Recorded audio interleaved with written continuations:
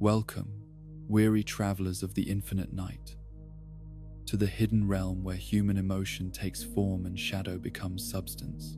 Tonight, we delve into the intricate tapestry of cursed energy, that invisible force born from our deepest fears and darkest feelings, weaving through reality like threads of living darkness. This is the story of power drawn from pain, of techniques that transform suffering into strength, and domains where reality bends to supernatural will. So settle into comfortable darkness.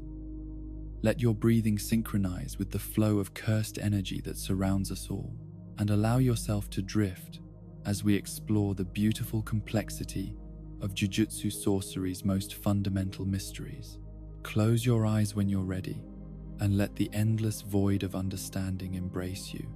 In the beginning, there was emotion, raw and unfiltered, flowing through the human experience like an underground river that touched every soul, yet remained invisible to most who felt its current. Fear crept through darkened alleyways and whispered in children's bedrooms. Anger burned in the hearts of the betrayed and the forgotten. Sadness pooled in places where love had been lost, and hatred festered in wounds that refused to heal. These feelings, as natural to human existence as breathing itself, possessed a quality that transcended mere psychological phenomena, carrying within them a weight that pressed against the fabric of reality until something had to give way.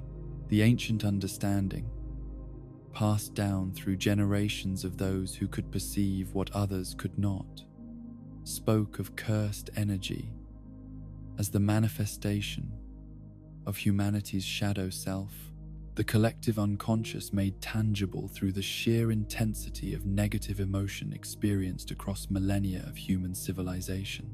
Every person who had ever lived contributed to this vast reservoir of dark energy, their fears and frustrations and sorrows leaking out of them like heat from a flame, dissipating into the atmosphere where they mingled with the emotional residue of countless others to create something entirely new and terrifyingly alive. The process by which cursed energy accumulated and transformed was as gradual as erosion and as inevitable as entropy. Human emotions settling into the spaces between moments like sediment in still water, building layer upon layer until the weight of accumulated feeling achieved sufficient density to alter the fundamental nature of the space it occupied.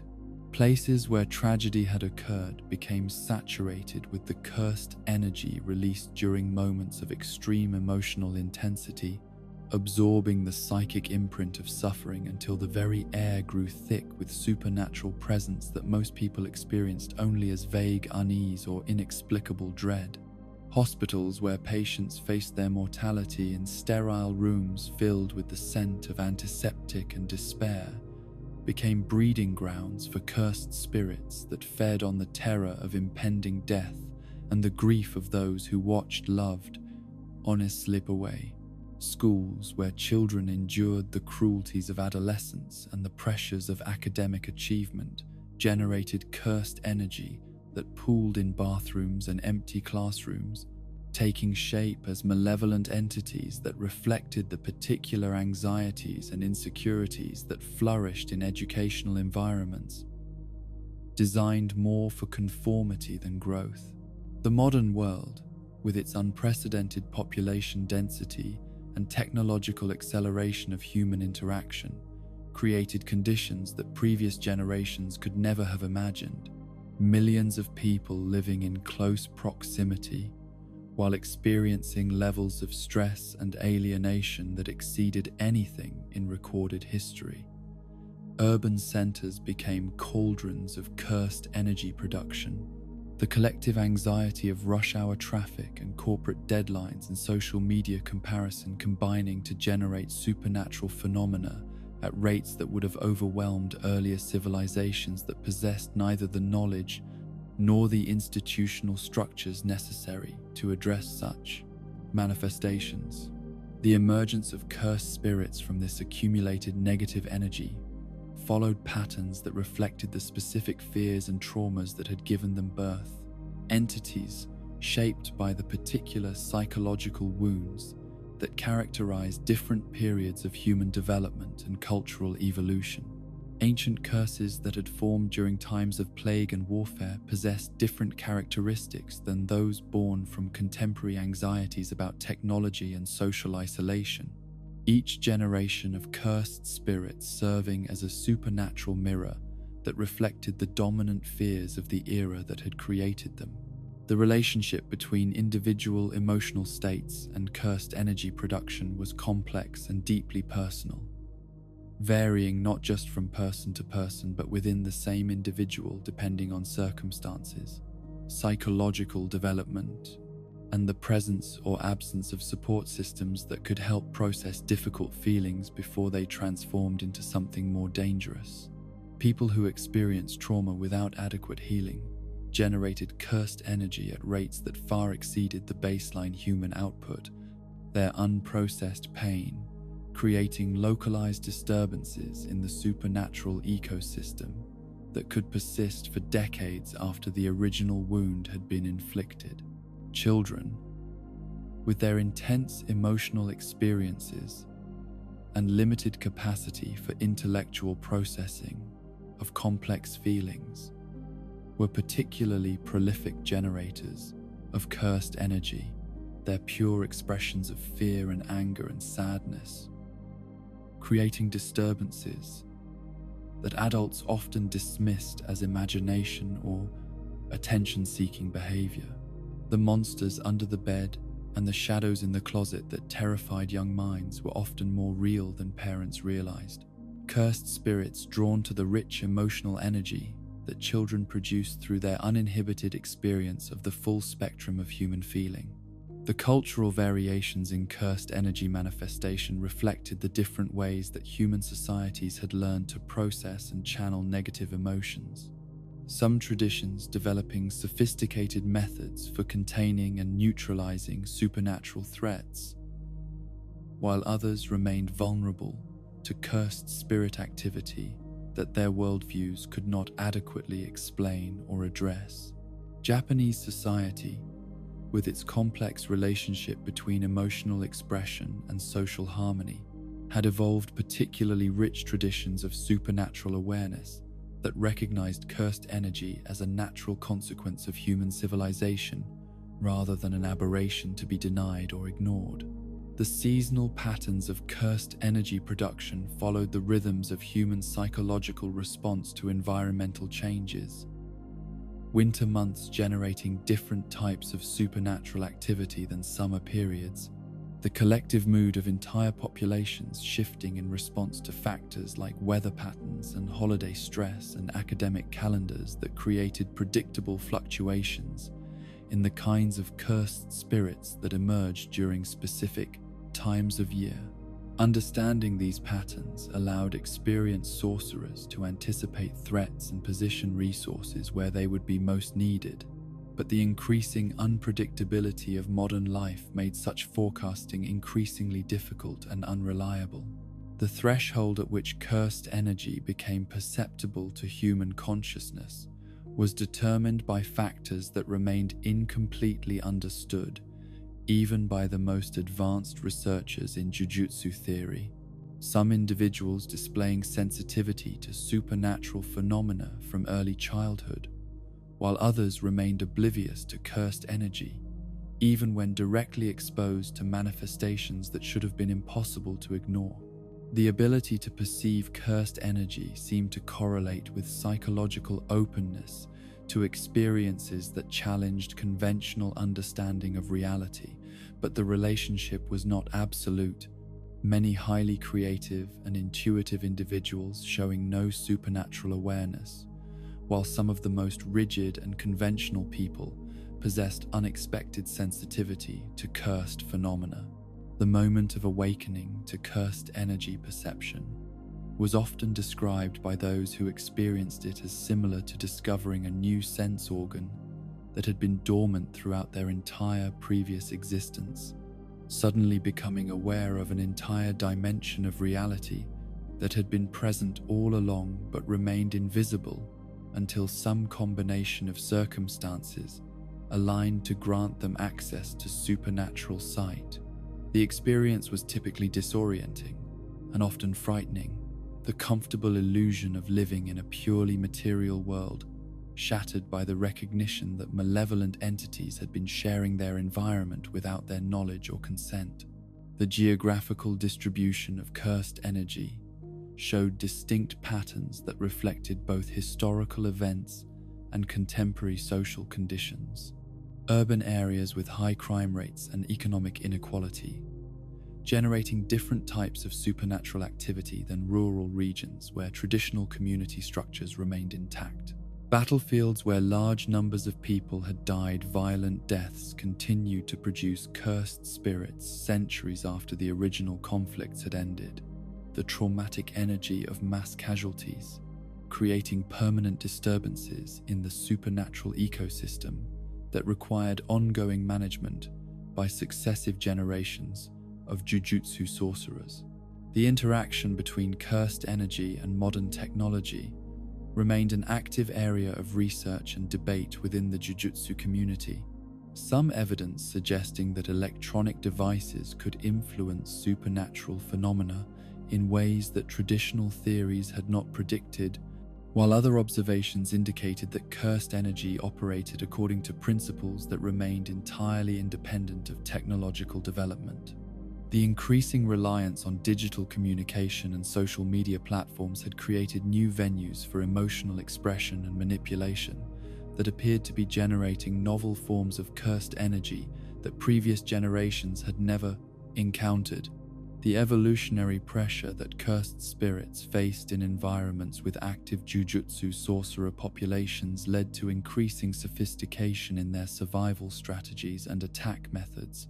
Newer generations of cursed entities displaying intelligence and cunning that exceeded what traditional texts had described, suggesting that the supernatural ecosystem was adapting to human countermeasures in ways that required constant innovation in defensive and offensive techniques. The arms race between sorcerers and cursed spirits continued to escalate, each side developing more advanced capabilities in response to the other's latest innovations. The philosophical implications of cursed energy as a fundamental aspect of human existence raised questions about the nature of emotion, consciousness, and reality itself that extended far beyond the practical concerns of supernatural threat management, challenging assumptions about the relationship between mind and matter, while suggesting that human psychological states possessed objective reality that could influence the physical world in measurable ways. The recognition that negative emotions could literally create monsters forced a reconsideration of traditional approaches to mental health and emotional education that had focused primarily on individual well-being rather than collective supernatural safety. The network of cursed energy that connected all human beings through their shared emotional experiences created a form of unconscious communication that operated below the threshold of normal awareness, allowing cursed spirits to sense vulnerable individuals and coordinate their activities across vast distances while remaining invisible to conventional detection methods. Understanding these connections was crucial for advanced Jujutsu practitioners who needed to anticipate threats and protect civilians who possessed no supernatural awareness or defensive capabilities of their own. The awakening to cursed energy perception was not a gentle sunrise that gradually illuminated previously hidden landscapes, but rather a sudden shattering of the comfortable illusion that had shielded ordinary consciousness from recognizing the supernatural forces that permeated every aspect of human existence. Those who experienced this transition from blindness to sight often described it in terms that bordered on religious revelation, the moment when reality revealed itself to contain layers of meaning and threat that had been invisible only seconds before, but now demanded acknowledgement and response. The psychological preparation for seeing cursed spirits was impossible to achieve through conventional means. No amount of intellectual understanding or emotional readiness sufficient to cushion the impact of suddenly perceiving malevolent entities that had been sharing the same physical space without detection. The human mind evolved to process a relatively narrow range of sensory input that had proven adequate for survival in natural environments, struggled to accommodate information that challenged fundamental assumptions about the nature of reality and the boundaries between possible and impossible phenomena. The first glimpse of a cursed spirit typically occurred during moments of heightened emotional stress, when the barrier between conscious and unconscious awareness became temporarily permeable, allowing supernatural perception to break through the mental filters that normally prevented such disturbing encounters. Students preparing for important examinations might catch fleeting impressions of twisted forms lurking in library corners, while patients in hospitals could become aware of entities that fed on suffering and despair, their newly awakened sight revealing horrors that medical staff moved through with complete obliviousness. The training required to develop reliable cursed energy detection began with meditation techniques designed to quiet the conscious mind's tendency to rationalize away experiences that contradicted established beliefs about reality, creating mental space for supernatural awareness to emerge and stabilize. Practitioners learned to distinguish between imagination and genuine perception through careful observation of how cursed energy signatures remained consistent across multiple encounters, developing confidence in their ability to identify real threats while avoiding the paranoia that could result from mistaking ordinary shadows for supernatural menaces.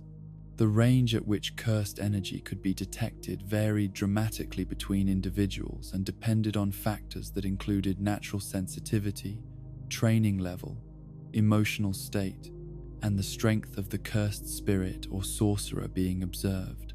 Beginners might notice cursed energy only when it was concentrated enough to create visible manifestations, while experienced practitioners could sense subtle variations in supernatural presence across distances measured in kilometers, their perception refined through years of practice until it approached the precision of scientific instruments. The unique characteristics that distinguished each person's cursed energy signature were as individual as fingerprints or voice prints, reflecting aspects of personality, life experience, and spiritual development that combined to create patterns that remained recognizable, even when filtered through complex techniques or environmental interference. Master sorcerers could identify specific individuals from their cursed energy alone, reading emotional states and physical condition through subtle variations in the supernatural emanations that accompanied every human being who possessed sufficient cursed energy to register on supernatural perception. The process of learning to track cursed energy residuals required understanding how supernatural forces interacted with physical matter and environmental conditions. Residue patterns, changing over time according to principles that resembled radioactive decay, but followed rules that were influenced by factors like emotional intensity and spiritual significance, rather than purely physical laws. Tracking became an art form that combined scientific observation with intuitive understanding of how cursed energy behaved in different circumstances and locations. The psychological burden of constant awareness of cursed energy created challenges that conventional education and support systems were not designed to address. Newly awakened individuals, often experiencing isolation and fear that could not be alleviated through normal therapeutic approaches. The knowledge that malevolent entities were present everywhere, feeding on human suffering while remaining invisible to the vast majority of the population, created a sense of responsibility and helplessness that could overwhelm those who lacked adequate training and institutional support. The development of cursed energy perception often coincided with periods of personal crisis or trauma that had weakened normal psychological defenses against supernatural awareness. Individuals becoming sensitive to cursed energy during times when their emotional resources were already strained by circumstances that challenged their capacity to cope with ordinary life stressors. The timing of supernatural awakening frequently complicated recovery from psychological wounds, adding layers of complexity to healing processes that were already difficult to navigate without additional supernatural complications. The social isolation that accompanied cursed energy awareness was perhaps the most challenging aspect of the awakening experience. Newly sensitive individuals, finding themselves unable to share their perceptions with friends and family members who lacked supernatural sight and might interpret discussions of cursed spirits as evidence of mental illness rather than expanded awareness. The inability to communicate about experiences that had become central to their understanding of reality created barriers to intimacy that could persist throughout their entire lives unless they found communities of others who shared similar perceptions. The institutional structures that existed to identify and train individuals with cursed energy perception were often inadequate to address the psychological and practical needs of people whose awakening occurred outside of traditional channels, many developing supernatural awareness without access to proper instruction or support systems. Independent discovery of cursed energy perception could lead to dangerous attempts at self-training that resulted in injury or death. Untrained individuals lacking the knowledge necessary to distinguish between manageable threats and situations that required immediate retreat or professional intervention. The relationship between cursed energy perception and mental health was complex and often misunderstood by both medical professionals and supernatural practitioners. Some genuine psychological conditions manifesting symptoms that resembled cursed energy sensitivity, while authentic supernatural awareness could be misdiagnosed as psychiatric disorders. The development of assessment protocols that could distinguish between supernatural perception and mental illness required collaboration between medical professionals and Jujutsu practitioners that was often difficult to achieve given the secrecy that surrounded supernatural communities. The enhancement of natural cursed energy perception through training and practice followed principles that resembled the development of other specialized skills. Regular exercise of supernatural awareness leading to increased range, accuracy, and reliability over time. Advanced practitioners could maintain constant monitoring of cursed energy levels in their environment without conscious effort, their perception operating as automatically as breathing, while alerting them to changes that might indicate approaching threats or opportunities for intervention. The philosophical implications of cursed energy perception extended beyond practical applications to fundamental questions about the nature of consciousness and reality. Individuals who could see supernatural phenomena, often developing worldviews that differed significantly from those held by people whose experience remained limited to purely physical interactions.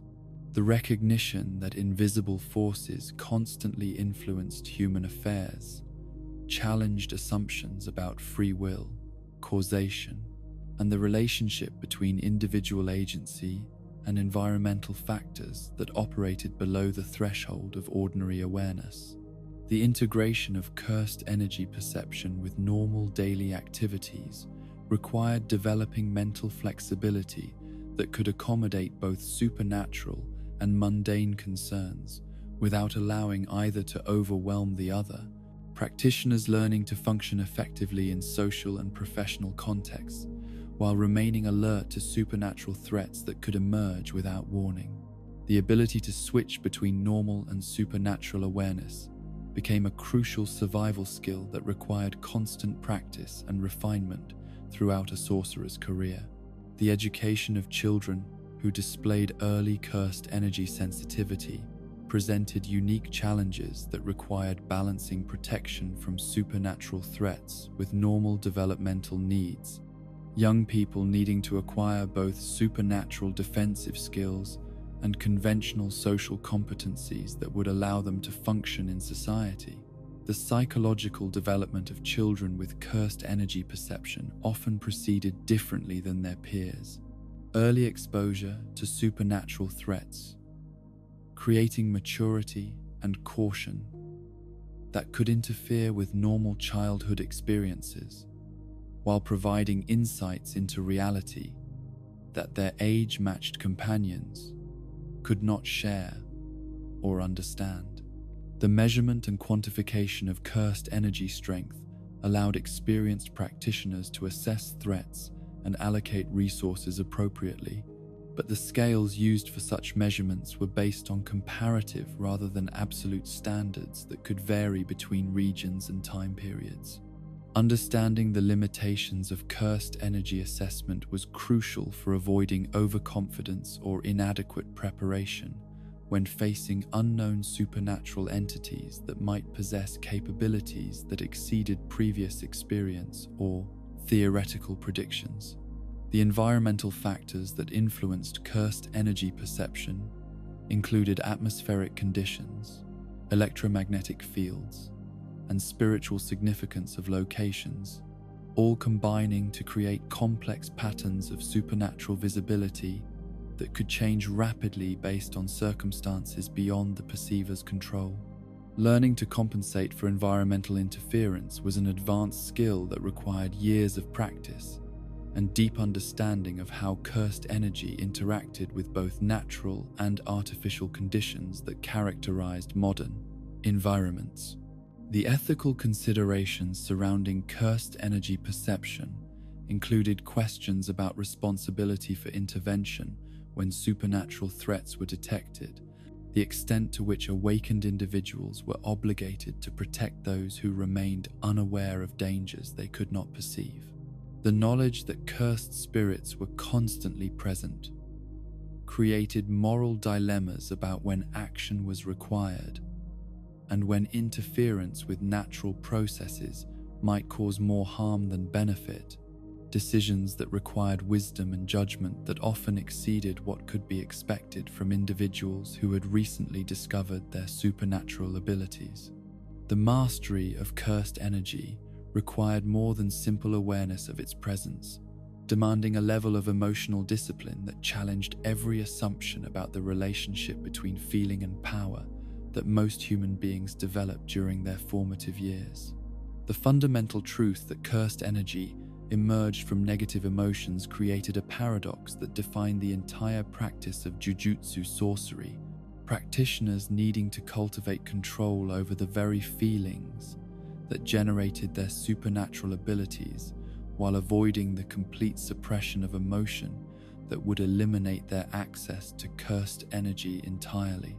The training methodologies that had evolved over centuries of Jujutsu practice recognized that emotional control could not be achieved through mere intellectual understanding or willpower alone, but required systematic exposure to situations that would normally trigger uncontrolled emotional responses, while maintaining conscious direction of the cursed energy that such feelings inevitably produced.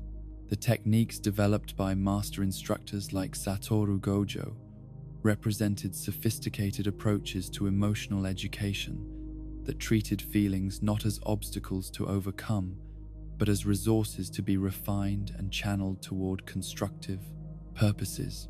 The use of emotionally manipulative media in cursed energy training reflected deep understanding of how human psychology responded to fictional scenarios that engaged the same emotional mechanisms triggered by real-world experiences, allowing students to practice energy control in relatively safe environments where mistakes would not result in serious injury or collateral damage.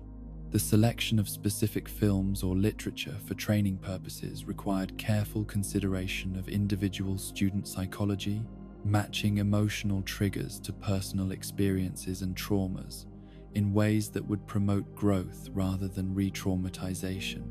The cursed doll methodology that complemented emotional training provided tactile feedback that allowed students to develop precise control over energy output while learning to maintain awareness of their emotional state during periods of supernatural exertion. The dolls served as both practice targets and diagnostic tools. Their responses to cursed energy input, revealing subtleties of technique that might otherwise remain hidden from both student and instructor. The relationship between emotional state and energy output could be observed and analyzed through the doll's reactions, providing objective measurement of subjective experiences that were difficult to quantify through conventional assessment methods. The physical enhancement applications of cursed energy followed principles that resembled both martial arts conditioning and athletic performance optimization, but operated according to supernatural rules that allowed for improvements that exceeded normal human limitations when properly applied. The integration of cursed energy with muscular movement required understanding of anatomy and physiology that went beyond conventional medical knowledge, practitioners learning to direct supernatural force through specific pathways that could amplify strength without causing tissue damage that would result from equivalent mechanical stress. The coating technique that provided defensive applications of cursed energy demanded precise control over energy density and distribution patterns, creating barriers that could absorb or deflect attacks while maintaining flexibility and mobility that rigid armor would compromise. The effectiveness of cursed energy defense depended on the practitioner's ability to anticipate attack patterns and adjust coating thickness and coverage in real time, requiring split-second decision-making that integrated tactical analysis with energy manipulation skills that operated faster than conscious thought. The projection of raw cursed energy for ranged attacks represented one of the most challenging applications of basic energy control, requiring practitioners to maintain coherent energy structures across distances where environmental factors could disrupt formation integrity and reduce attack effectiveness. The mathematics of energy projection involved calculations that accounted for atmospheric resistance, target movement, and decay rates that varied according to the emotional intensity that had originally generated the cursed energy being projected. The creation of cursed tools through sustained energy channeling demonstrated the permanent effects that could be achieved when cursed energy was applied with sufficient concentration and duration, ordinary objects acquiring supernatural properties that persisted long after the original energy input had been completed. The process required understanding of material science principles that explained how different substances responded to cursed energy exposure, some materials proving more receptive to supernatural enhancement, while others actively resisted or degraded under such conditions.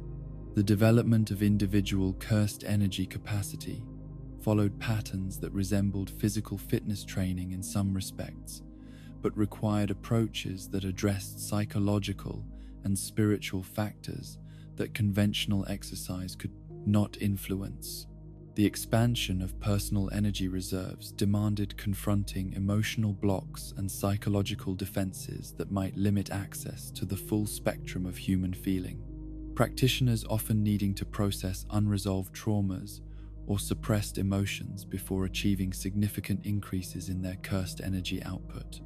The efficiency considerations that governed cursed energy usage became increasingly important as practitioners advanced beyond basic applications toward more sophisticated techniques that demanded greater energy expenditure while providing correspondingly greater effects. Learning to accomplish desired results with minimal energy waste required years of practice and deep understanding of how cursed energy interacted with various materials and environmental conditions. Master practitioners, achieving effects that appeared effortless, but actually represented the culmination of decades of refinement and optimization. The relationship between emotional authenticity and cursed energy potency created ethical dilemmas for practitioners who discovered that artificially induced emotions could generate supernatural power that was indistinguishable from energy, derived from genuine experiences. The temptation to manipulate one's own emotional state for tactical advantage had to be balanced against the psychological risks associated with repeated emotional manipulation, some practitioners developing dissociative disorders or other mental health complications from excessive use of such techniques. The environmental factors that influenced cursed energy control included atmospheric pressure, electromagnetic fields, and the presence of other supernatural phenomena that could interfere with energy manipulation or create unexpected interactions between different sources of cursed energy. Advanced practitioners learned to compensate for such factors through techniques that remained effective regardless of external conditions, but beginners often found their abilities severely compromised when operating outside of controlled training environments. The group dynamics that emerged when multiple practitioners worked together required coordination protocols that prevented accidental interference between individual cursed energy outputs while maximizing the collective effectiveness of coordinated techniques. The development of team-based approaches to cursed energy application represented an advanced field of study that combined tactical planning with supernatural theory, creating strategic options that exceeded what individual practitioners could achieve, even when possessing superior personal abilities. The safety considerations surrounding cursed energy training reflected the recognition that supernatural forces could cause harm that extended beyond immediate physical injury to include psychological trauma and spiritual damage that might persist long after visible wounds had healed. Training protocols evolved to include safeguards that protected students from the most dangerous consequences of energy manipulation errors, while still providing realistic preparation for situations they would encounter during active duty. As Jujutsu sorcerers, the diagnostic applications of cursed energy control allowed experienced practitioners to assess their own physical and psychological condition through careful observation of how their energy responded to various control exercises, changes in energy flow patterns often indicating health problems or emotional issues before they manifested through conventional symptoms.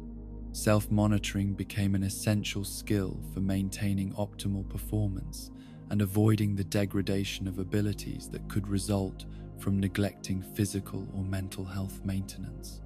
The integration of cursed energy control with conventional combat training created hybrid martial arts systems that combined traditional techniques with supernatural enhancements, resulting in fighting styles that were simultaneously familiar and utterly unprecedented in their effectiveness.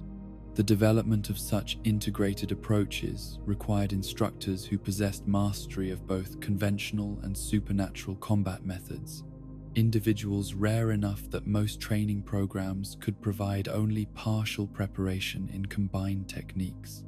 The philosophical implications of cursed energy control extended beyond practical applications to fundamental questions about human nature and the relationship between emotion, power, and responsibility that had occupied philosophers and spiritual teachers throughout recorded history.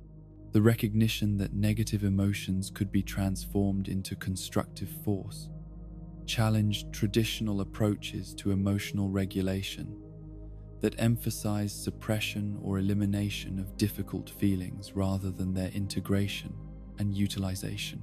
The long-term effects of sustained cursed energy practice on human physiology and psychology remained incompletely understood, even by the most advanced researchers in Jujutsu theory, some evidence suggesting that prolonged exposure to supernatural forces created permanent changes in brain structure and function that might influence personality, development, and cognitive processing in ways that extended far beyond the original training objectives. The cultural variations in cursed energy training methodologies reflected different philosophical approaches to the relationship between emotion, power, and social responsibility, some traditions emphasizing individual development, while others prioritized collective benefit and community protection. Understanding these different approaches provided practitioners with broader perspectives on how cursed energy could be developed and applied, expanding their options for handling situations that might not be adequately addressed through any single training tradition. The measurement and assessment of cursed energy control progress required evaluation methods that could quantify improvements in abilities that operated according to principles that conventional testing could not adequately capture, creating challenges for educational institutions that needed to track student development and certify competency levels. The development of standardized assessment protocols remained an ongoing project that required balancing objective measurement with recognition of individual differences in how cursed energy manifested and could be controlled. The phenomenon of black flash represented perhaps the most enigmatic aspect of cursed energy manipulation, a convergence of perfect timing, spatial mechanics, and supernatural force that transformed ordinary combat techniques into expressions of power that approached the divine. The mathematical precision required to achieve black flash defied human capability for conscious calculation, demanding synchronization between physical movement and cursed energy, release that operated within a temporal window so narrow that even the most advanced practitioners could not reliably reproduce the effect through deliberate effort alone.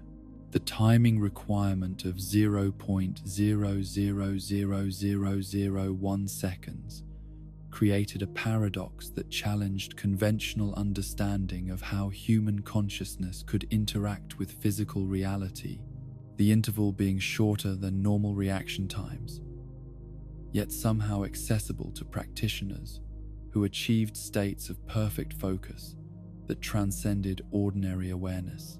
The precision demanded exceeded what most measuring instruments could detect, placing black flash in a category of phenomena that existed at the intersection of science and metaphysics, where empirical observation merged with experiences that bordered on mystical revelation. The spatial distortion effects that accompanied black flash attacks suggested that the phenomenon involved manipulation of fundamental forces that governed the relationship between matter, energy, and space-time itself.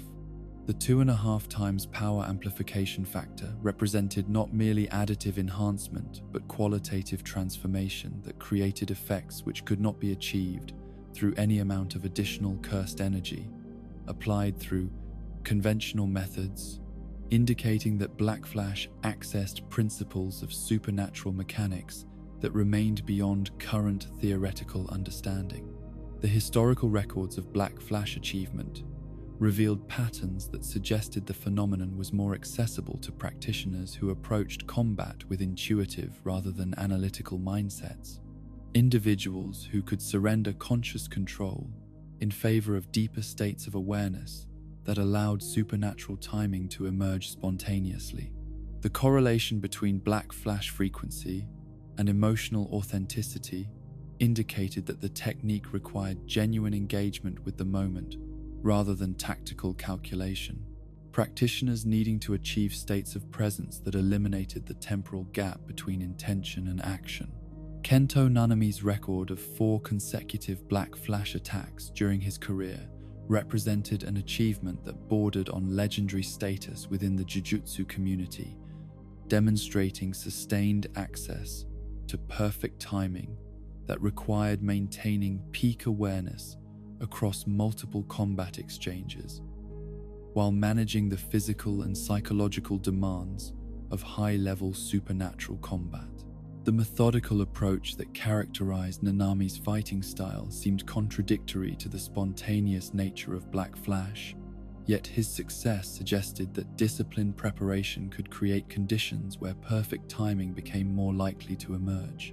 Yuji Itadori's surpassing of Nanami's record during his confrontation with Mahito occurred under circumstances that highlighted the relationship between extreme emotional stakes and Black Flash accessibility, the young sorcerer achieving unprecedented synchronization between cursed energy and physical technique while fighting to protect innocent lives.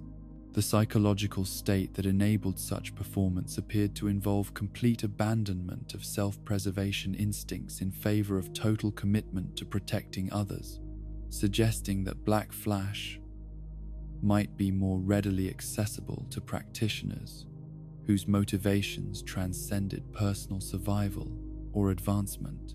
The physiological effects of experiencing Black Flash extended beyond the immediate combat applications to include neurological changes that appeared to enhance overall cursed energy control and spatial awareness, practitioners reporting improved technique precision and environmental sensitivity that persisted long after the original Black Flash events had concluded. The phenomenon seemed to create permanent alterations in how the nervous system processed cursed energy information, suggesting that achieving Black Flash might represent a form of evolutionary development that expanded human potential for supernatural interaction. The psychological impact of Black Flash on both users and witnesses involved recognition that human beings possessed capabilities that transcended normal limitations when circumstances aligned to permit access to deeper levels of consciousness and power. The experience often served as a catalyst for significant personal growth and technical advancement. Practitioners who achieved Black Flash frequently reporting profound shifts in their understanding of their own potential and their relationship with cursed energy manipulation. The training methodologies that attempted to increase Black Flash frequency focused on developing states of mental clarity and emotional authenticity that might create favorable conditions for the phenomenon to emerge, but the inherently spontaneous nature of perfect timing made systematic instruction extremely challenging. Most approaches emphasized general improvement in cursed energy control and combat instincts, rather than specific Black Flash techniques, understanding that the phenomenon could not be forced, but only invited through consistent preparation and openness to transcendent experiences. The tactical implications of Black Flash capability in combat situations extended beyond the immediate power enhancement to include psychological effects on opponents who witnessed attacks that defied normal categories of supernatural technique. The demonstration of perfect timing often created openings for follow-up attacks by suggesting to enemies that they faced opponents whose abilities exceeded predictable parameters, introducing elements of uncertainty and fear that could prove decisive in closely matched confrontations. The theoretical frameworks that attempted to explain Black Flash mechanics drew upon principles from quantum physics and consciousness studies that suggested reality might be more responsive to human intention and awareness than conventional materialist philosophies acknowledged. The ability to compress temporal intervals through focused intention implied that consciousness possessed capabilities for influencing fundamental forces that remained largely unexplored by both scientific and supernatural research traditions. The relationship between Black Flash and other advanced cursed energy phenomena suggested that perfect timing might serve as a gateway to accessing higher levels of supernatural ability that required integration of technical skill with expanded states of awareness. Practitioners who achieved Black Flash often reported subsequent improvements in their capacity for complex technique, execution, and environmental manipulation that seemed to derive from neurological changes initiated by the perfect synchronization experience. The rarity of Black Flash achievement among even highly skilled practitioners highlighted the distinction between technical competence and the transcendent states of consciousness that enabled access to perfect timing. Many sorcerers possessing sufficient cursed energy control and combat experience to understand the phenomenon intellectually, while remaining unable to achieve the psychological conditions necessary for its manifestation. The documentation and study of black flash events faced methodological challenges that reflected the phenomenon's resistance to systematic analysis. Instruments capable of measuring the precise timing intervals, often interfering with the spontaneous conditions that made black flash possible. The paradox of scientific observation, potentially preventing the very phenomena being studied, created ongoing debates within the Jujutsu research community about appropriate approaches to investigating transcendent abilities. The philosophical implications of black flash extended beyond martial applications to fundamental questions about human potential and the nature of consciousness itself, the phenomenon suggesting that ordinary awareness represented only a small fraction of the capabilities available to individuals who could access deeper levels of integration between mind, body, and supernatural force. The recognition that perfect timing was achievable implied that human beings possessed latent abilities for transcending normal limitations that might be accessible through appropriate training and psychological development. The social dynamics surrounding black flash achievement often created complicated relationships between practitioners who had experienced the phenomenon and those who had not. The transcendent nature of perfect timing, creating forms of understanding that could not be easily communicated through conventional language or instruction. The isolation that sometimes accompanied black flash capability reflected the challenge of maintaining connection with others whose experience remained limited to more ordinary forms of cursed energy manipulation. The integration of black flash experience with daily life and routine training required developing psychological frameworks that could accommodate transcendent experiences without becoming dependent on peak states that could not be sustained indefinitely. Practitioners needed to learn how to function effectively during periods when perfect timing was not accessible, while remaining open to opportunities for transcendence when circumstances aligned appropriately, balancing acceptance of limitations with readiness for extraordinary achievement. The legacy of black flash masters within the Jujutsu tradition served to inspire subsequent generations while establishing standards of excellence that emphasized the importance of integrating technical skill with spiritual development, demonstrating that the highest levels of supernatural achievement required cultivation of human potential that extended far beyond mere technique acquisition or cursed energy enhancement. The mathematics that governed reverse cursed technique represented one of the most counterintuitive aspects of Jujutsu theory, requiring practitioners to embrace principles that challenged fundamental assumptions about the nature of energy, healing, and the relationship between destruction and restoration that had shaped human understanding of supernatural forces throughout recorded history. The conceptual foundation that negative multiplied by negative equals positive provided an elegant theoretical framework, but translating this mathematical abstraction into practical technique demanded psychological and spiritual development that exceeded what most sorcerers could achieve, despite years of dedicated study and training.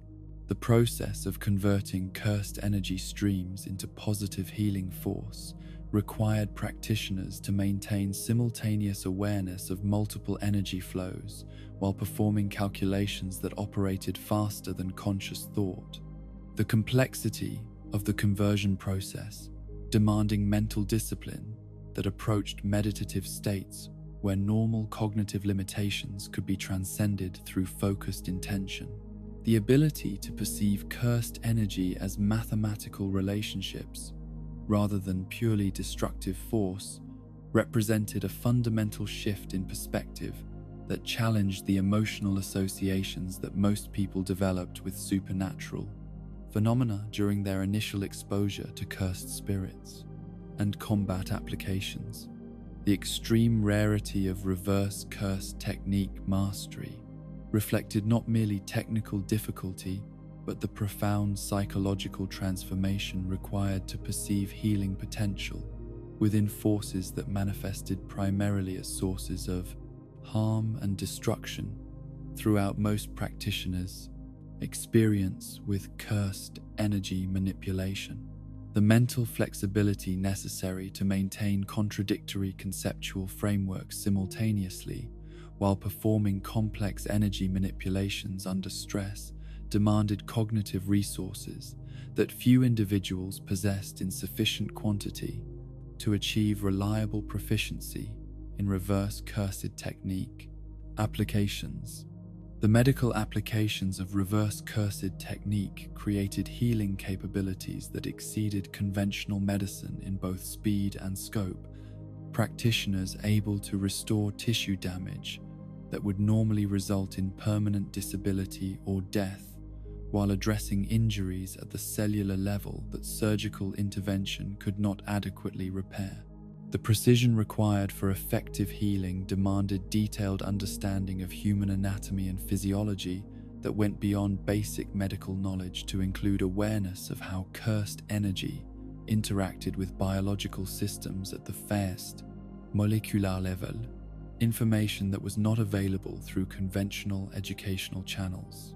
The theoretical framework that explained how positive energy could restore damaged tissue involved principles of entropy reversal that challenged fundamental laws of thermodynamics, suggesting that consciousness could influence physical processes in ways that remained largely unexplored by mainstream scientific research. The ability to direct healing energy with sufficient precision to repair specific types of damage while avoiding interference with healthy tissue required diagnostic capabilities that operated through supernatural perception rather than conventional medical examination techniques. The limitations that constrained reverse curse technique effectiveness included energy expenditure requirements that could exhaust even highly skilled practitioners during extended healing sessions, the complexity of severe injuries, sometimes demanding more cursed energy than individuals could safely channel without risking their own health and survival. The relationship between healing capability and personal energy reserves created strategic considerations that forced practitioners to balance immediate medical needs against their own capacity to continue functioning in combat or emergency situations where their abilities might be required for extended periods. The philosophical paradox inherent in using cursed energy for healing purposes raised questions about the fundamental nature of supernatural force and its relationship to human intention and moral purpose. Practitioners needing to reconcile the destructive origins of their power with constructive applications that serve to preserve and restore life rather than eliminate threats. The psychological integration required to maintain access to both harmful and healing applications of cursed energy demanded emotional maturity and spiritual development that could accommodate contradictory purposes without experiencing cognitive dissonance that might interfere with technique effectiveness. The training methodologies that prepared practitioners for reverse curse technique study emphasized developing theoretical understanding of energy conversion principles before attempting practical applications that could result in serious injury or death if performed incorrectly. The mathematical complexity requiring systematic preparation that could not be rushed without risking catastrophic failure. The progressive approach to reverse cursed technique education reflected recognition that premature attempts at energy conversion could could create feedback loops that damaged the practitioner's own cursed energy system in ways that might prove impossible to repair.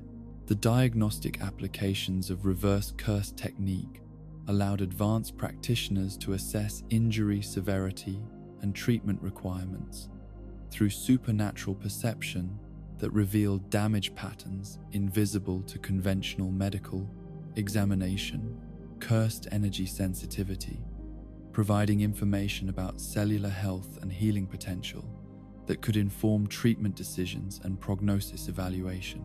The integration of supernatural diagnostic capabilities with conventional medical knowledge created hybrid approaches to healthcare that combined the best aspects of both traditional and supernatural healing methodologies. The relationship between emotional state and reverse curse technique effectiveness demonstrated that healing applications required psychological conditions that differed significantly from those optimal for combat techniques, practitioners needing to cultivate states of compassion and restoration that contrasted with the aggressive mindsets that enhanced destructive cursed energy applications.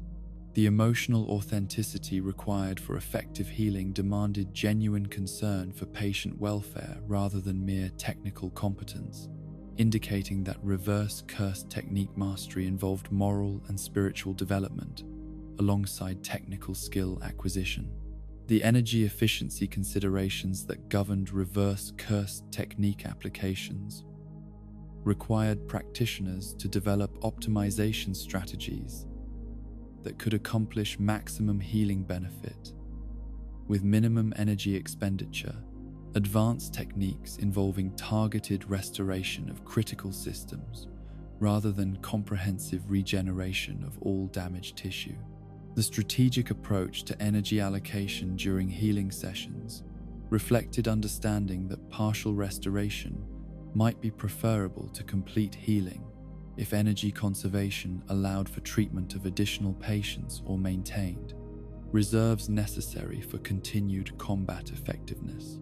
The collaborative applications of reverse curse technique involved coordination between multiple healers working on complex cases that exceeded individual capacity, team-based approaches requiring communication protocols that allowed for precise energy distribution and technique synchronization without interference between individual healing efforts.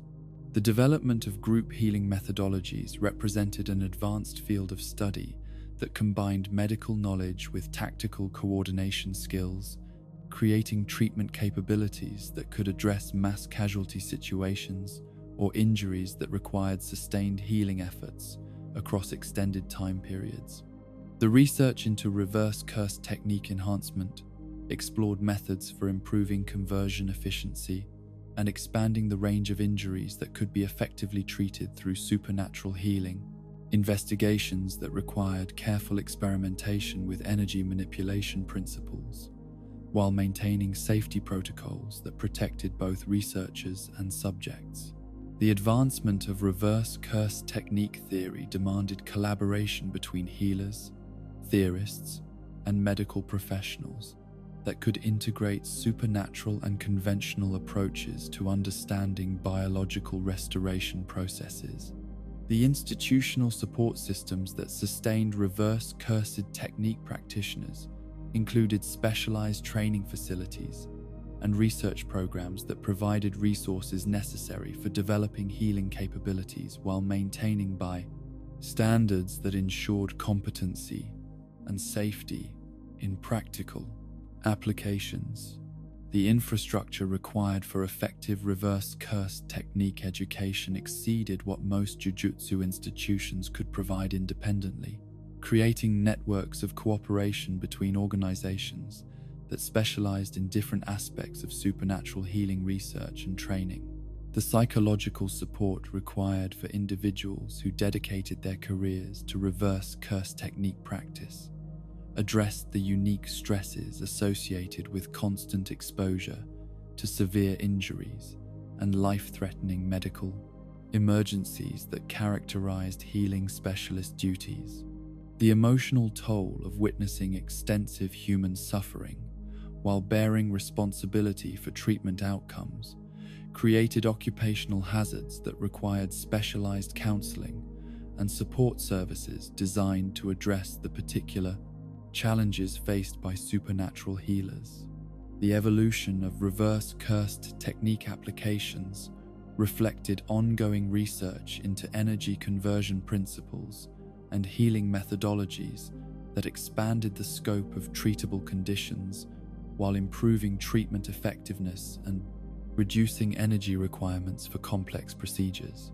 The advancement of healing techniques represented one of the most promising areas of Jujutsu development, offering potential benefits that extended beyond combat applications to address civilian medical needs and contribute to broader public health improvement.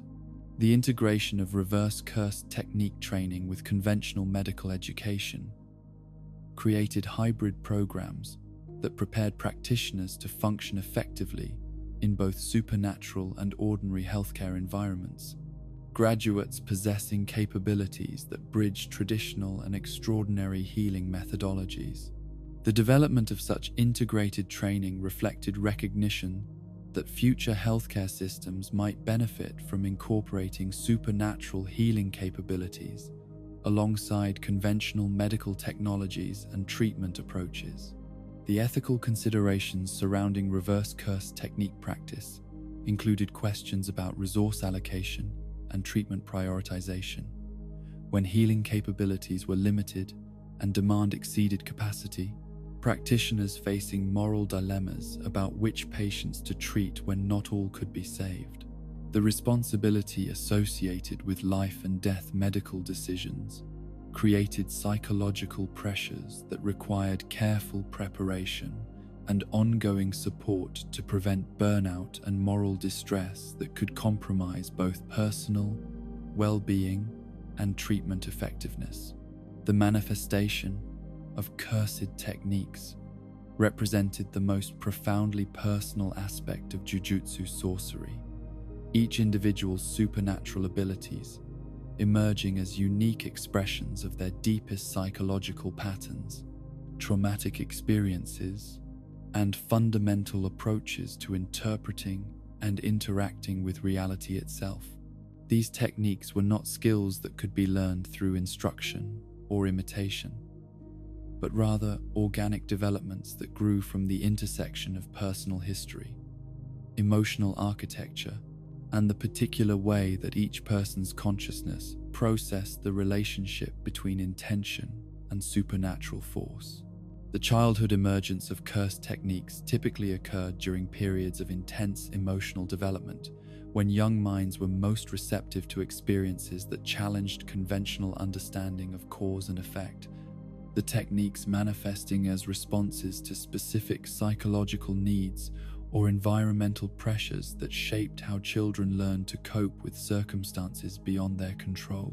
The age at which techniques first appeared varied considerably between individuals, some displaying supernatural abilities before they possessed language to describe their experiences, while others remained dormant until adolescence or early adulthood, when identity formation created sufficient psychological pressure to trigger technique activation. The relationship between personality structure and technique characteristics revealed patterns that suggested cursed abilities served as external expressions of internal psychological dynamics. Individuals whose techniques involved manipulation or control, often displaying personality traits that reflected similar needs for influence over their environment. The correspondence between inner psychology and outer supernatural ability was not absolute, but showed sufficient correlation to support theories that cursed techniques represented unconscious attempts to address fundamental existential anxieties through the acquisition of power that could modify reality according to personal desires and fears. The traumatic origins of many powerful cursed techniques indicated that extreme emotional experiences could catalyze supernatural development in ways that normal psychological growth could not achieve, Individuals who survived significant hardship often displaying abilities that directly related to their methods of survival or adaptation. The connection between trauma and technique development raised complex questions about the relationship between suffering and power, suggesting that supernatural abilities might emerge as compensatory mechanisms that provided individuals with capabilities they needed to process or overcome overwhelming experiences. The impossibility of teaching cursed techniques to others reflected fundamental principles of how supernatural abilities integrated with individual consciousness, each technique requiring neural pathways and psychological frameworks that developed uniquely within each person's mental architecture. The attempts to reverse engineer techniques through observation and analysis consistently failed because cursed abilities operated through subjective rather than objective mechanisms, their effectiveness depending on psychological factors that could not be replicated through external instruction or mechanical reproduction of observed behaviors. The evolution of cursed techniques throughout a practitioner's lifetime demonstrated that supernatural abilities were not fixed characteristics but dynamic expressions of psychological development that could change as individuals matured and processed new experiences. Advanced practitioners often discovered previously hidden aspects of their techniques during periods of significant personal growth or crisis, suggesting that cursed abilities possessed depths that exceeded their users' initial understanding and could continue revealing new applications throughout entire lifetimes of exploration and development. The non-innate techniques that could be learned through traditional instruction represented a separate category of supernatural ability that operated according to different principles than personal cursed techniques. These learnable skills involving manipulation of external forces rather than expression of internal psychological patterns. Barrier techniques, simple domains, and other teachable abilities required understanding of environmental cursed energy dynamics rather than deep integration with personal psychological structures, making them accessible to practitioners who possessed sufficient theoretical knowledge and technical proficiency regardless of their individual cursed technique characteristics. The branch metaphor that described how cursed techniques differentiated individual sorcerers from common cursed energy manipulation reflected the organic nature of supernatural development, each practitioner's abilities growing in directions determined by their unique combination of psychological factors, life experiences, and constitutional predispositions. The diversity of technique manifestations created a supernatural ecosystem where no two sorcerers approached problems in identical ways, their individual techniques providing strategic advantages that could not be anticipated or countered through standardized approaches. The integration of cursed techniques with combat applications required developing tactical frameworks that could maximize each ability's strengths, while compensating for limitations or vulnerabilities that might be exploited by enemies who understood technique characteristics. The strategic considerations that shaped technique development extended beyond pure power optimization to include factors like versatility, energy efficiency, and compatibility, with collaborative approaches that might be necessary during team-based operations or extended campaigns against sophisticated opponents. The psychological burden of possessing unique curse techniques included isolation that came from being the only person who could fully understand or appreciate the complexities and possibilities of individual supernatural abilities. Practitioners often experiencing loneliness that derived from the impossibility of sharing complete understanding of their most fundamental capabilities. The uniqueness that made curse techniques powerful also created barriers to intimacy and connection that could persist throughout practitioners' entire lives unless they developed alternative sources of meaning and relationship that did not depend on complete mutual comprehension. The research into curse technique theory, attempted to identify underlying principles that might explain the seemingly infinite variety of supernatural abilities that manifested across different individuals and time periods. Investigators seeking patterns that could inform training methodologies and strategic planning. Despite the inherently personal nature of technique development, the theoretical frameworks that emerged from such research provided general guidelines rather than specific predictions. Understanding that cursed techniques represented expressions of human diversity that could not be completely systematized or reduced to simple formulas. The classification systems that attempted to categorize cursed techniques according to their primary effects or mechanisms reflected practical needs for institutional organization and tactical planning, rather than fundamental insights into technique nature, administrative conveniences that could facilitate resource allocation and mission planning, while acknowledging that individual techniques often transcended categorical boundaries. The limitations of classification approaches became apparent when practitioners discovered new applications for their abilities that did not conform to established taxonomies, forcing ongoing revision of theoretical frameworks that attempted to impose order on supernatural diversity. The collaborative applications of cursed techniques in team environments required developing coordination protocols that could integrate vastly different supernatural abilities into coherent strategic approaches, practitioners needing to understand not only their own techniques, but also how their abilities could complement or enhance their colleagues' capabilities. The complexity of multi-technique coordination exceeded what individual training could provide, requiring specialized programs that focused on team dynamics and collaborative strategy rather than individual technique optimization. The environmental factors that influenced cursed technique effectiveness included atmospheric conditions, terrain characteristics, and the presence of other supernatural phenomena that could interfere with or enhance individual abilities, depending on specific technique requirements and operational circumstances. Advanced practitioners learned to adapt their approaches according to environmental factors, while developing backup strategies that remained effective when primary techniques were compromised by unfavorable conditions or enemy countermeasures. The philosophical implications of cursed technique diversity reflected broader questions about human nature and the relationship between individual consciousness and supernatural force.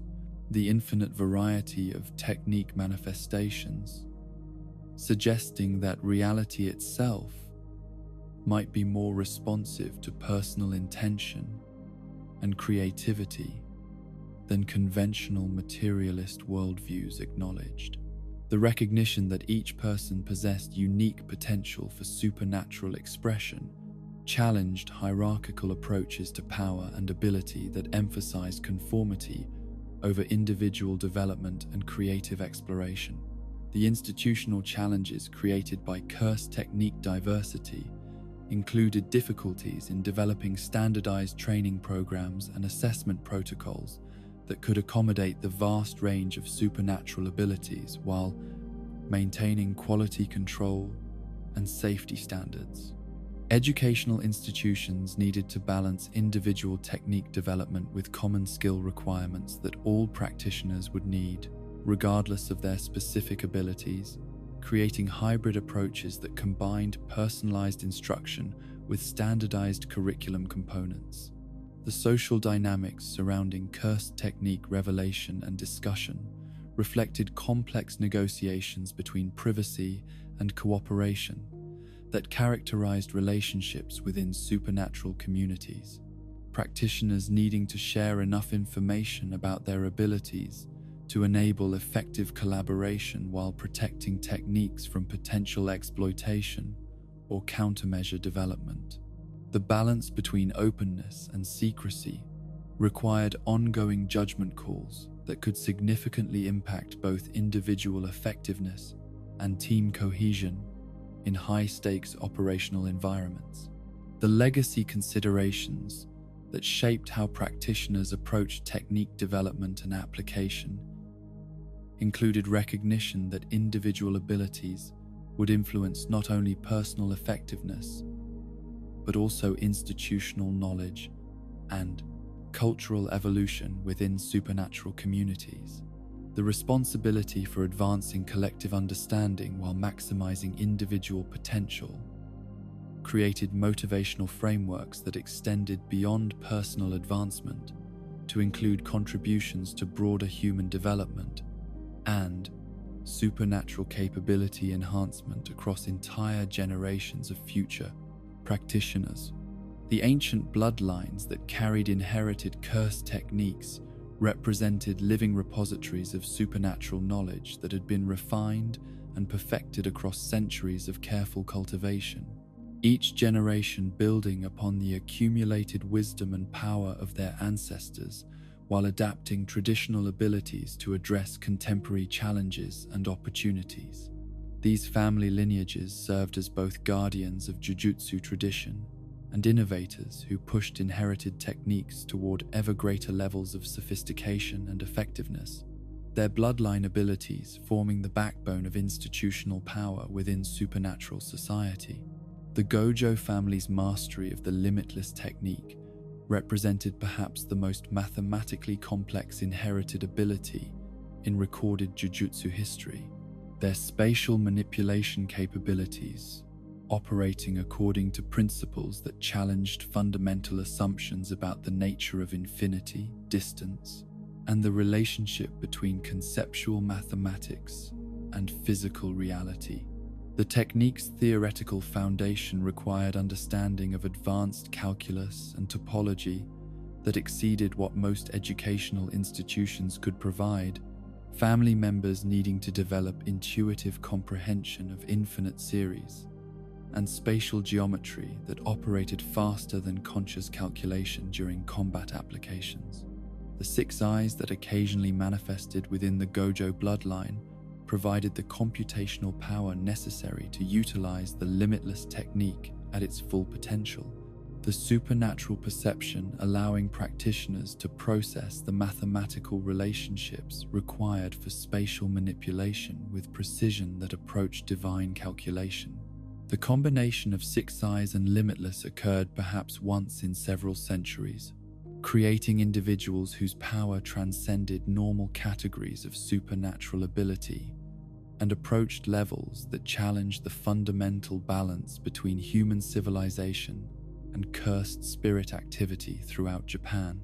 The Zenin family's Ten Shadows technique represented a different approach to inherited power that emphasized summoning and coordination rather than direct manipulation of physical forces. Their ability to call forth Shikigami from shadows reflecting ancient shamanic traditions that predated formal Jujutsu institutions by thousands of years. The technique's complexity lay not in mathematical precision, but in the psychological integration required to maintain simultaneous relationships with multiple supernatural entities that possessed their own consciousness and motivations, practitioners needing to develop empathetic connections with beings that existed primarily as expressions of cursed energy rather than biological life. The individual Shikigami that comprised the Ten Shadows arsenal each possessed unique characteristics and capabilities that required specialized training to utilize effectively, the divine dogs providing tracking and assault capabilities, while Nu offered aerial reconnaissance and lightning-based attacks that could engage enemies at ranges where ground-based Shikigami were ineffective. The Great Serpent's massive size and constriction abilities created tactical options for area control and enemy immobilization that complemented the more mobile capabilities of the smaller Shikigami, while the legendary Mahoraga represented an ultimate technique that could adapt to overcome virtually any enemy, but required enormous risk and sacrifice. to successfully control. The Camo family's blood manipulation technique operated through principles that combined biological knowledge with supernatural control over one of the most fundamental substances of life itself. Practitioners able to influence circulation, coagulation, and pressure dynamics within both their own bodies and those of enemies who had been exposed to Camo blood through injury or direct contact. The technique's versatility allowed for both offensive applications that could cause internal hemorrhaging or circulatory disruption and defensive uses that enhanced physical performance through optimized blood flow and oxygenation of muscle tissue. The generational refinement process that characterized inherited technique development involved systematic exploration of ability boundaries and applications across multiple lifetimes of dedicated practice, each family member contributing insights and innovations that expanded the collective understanding of what their bloodline techniques could accomplish. The accumulated knowledge was preserved through training protocols and theoretical frameworks that were passed down through family tradition rather than institutional education, creating parallel systems of supernatural learning that operated independently of formal Jujutsu schools. The political implications of inherited technique mastery extended far beyond individual capability to encompass questions of social hierarchy and resource allocation within supernatural society. Families with powerful bloodline abilities wielding influence that reflected not only their current members' capabilities, but also their historical contributions to collective security and institutional development. The concentration of power within specific bloodlines created tensions between traditional authority and merit-based advancement that shaped policy decisions and resource distribution throughout Jujutsu society. The burden of expectation that accompanied inherited technique possession created psychological pressures that could either motivate extraordinary achievement or crush individuals who could not meet family standards for ability development and application. Young people born into powerful bloodlines, facing constant comparison with legendary ancestors whose achievements might prove impossible to match or exceed. The family dynamics that emerged around inherited technique development often prioritized collective advancement over individual well-being, creating environments where personal identity became subordinated to bloodline reputation and institutional obligations. The strategic considerations that shaped how inherited techniques were deployed in combat situations reflected both their tremendous capabilities and their symbolic importance to family honor and institutional stability. Practitioners needing to balance tactical effectiveness with preservation of technique secrets that enemies might exploit if revealed through observation or analysis. The visibility that came with using inherited techniques in public operations created ongoing tensions between operational effectiveness and security concerns that required careful coordination between family interests and institutional needs. The training methodologies that prepared inherited technique users for practical application required integration of family tradition with contemporary tactical doctrine, practitioners needing to master both classical approaches that had been refined over centuries and modern adaptations that addressed current threats and operational environments. The balance between preserving traditional knowledge and innovating for contemporary relevance created ongoing challenges for family education programs that needed to maintain continuity while remaining effective in rapidly changing circumstances. The research programs that studied inherited technique mechanics and potential enhancements operated within frameworks that balanced scientific investigation with respect for family privacy and security concerns, researchers needing to advance theoretical understanding while protecting bloodline secrets that could be exploited by hostile forces if revealed through academic publication or institutional documentation. The tension between open scientific inquiry and operational security created complex protocols for research, conduct, and information sharing within the broader Jujutsu community. The collaboration between different inherited technique families required diplomatic frameworks that could coordinate powerful bloodline abilities while managing competitive dynamics and historical grievances that might interfere with effective coopération during crises situations. The institutional mechanisms that facilitated inter-family coordination needed to balance respect for traditional autonomy with practical requirements for unified response to threats that exceeded what individual families could address independently. The evolution of inherited techniques in response to changing threat environments demonstrated that bloodline abilities retained capacity for adaptation and innovation despite their ancient origins, family techniques developing new applications and refinements that addressed contemporary challenges while maintaining core characteristics that defined their essential nature. The balance between continuity and change reflected ongoing negotiation between traditional knowledge and practical necessity that shaped how inherited techniques continued to develop across successive generations. The mentorship relationships that transmitted inherited technique knowledge from experienced practitioners to younger family members required pedagogical approaches that could effectively communicate complex theoretical frameworks while developing practical skills that operated according to intuitive rather than analytical principles. The integration of intellectual understanding with embodied knowledge created educational challenges that exceeded what conventional instruction could address, requiring personalized approaches that addressed individual learning styles and developmental readiness.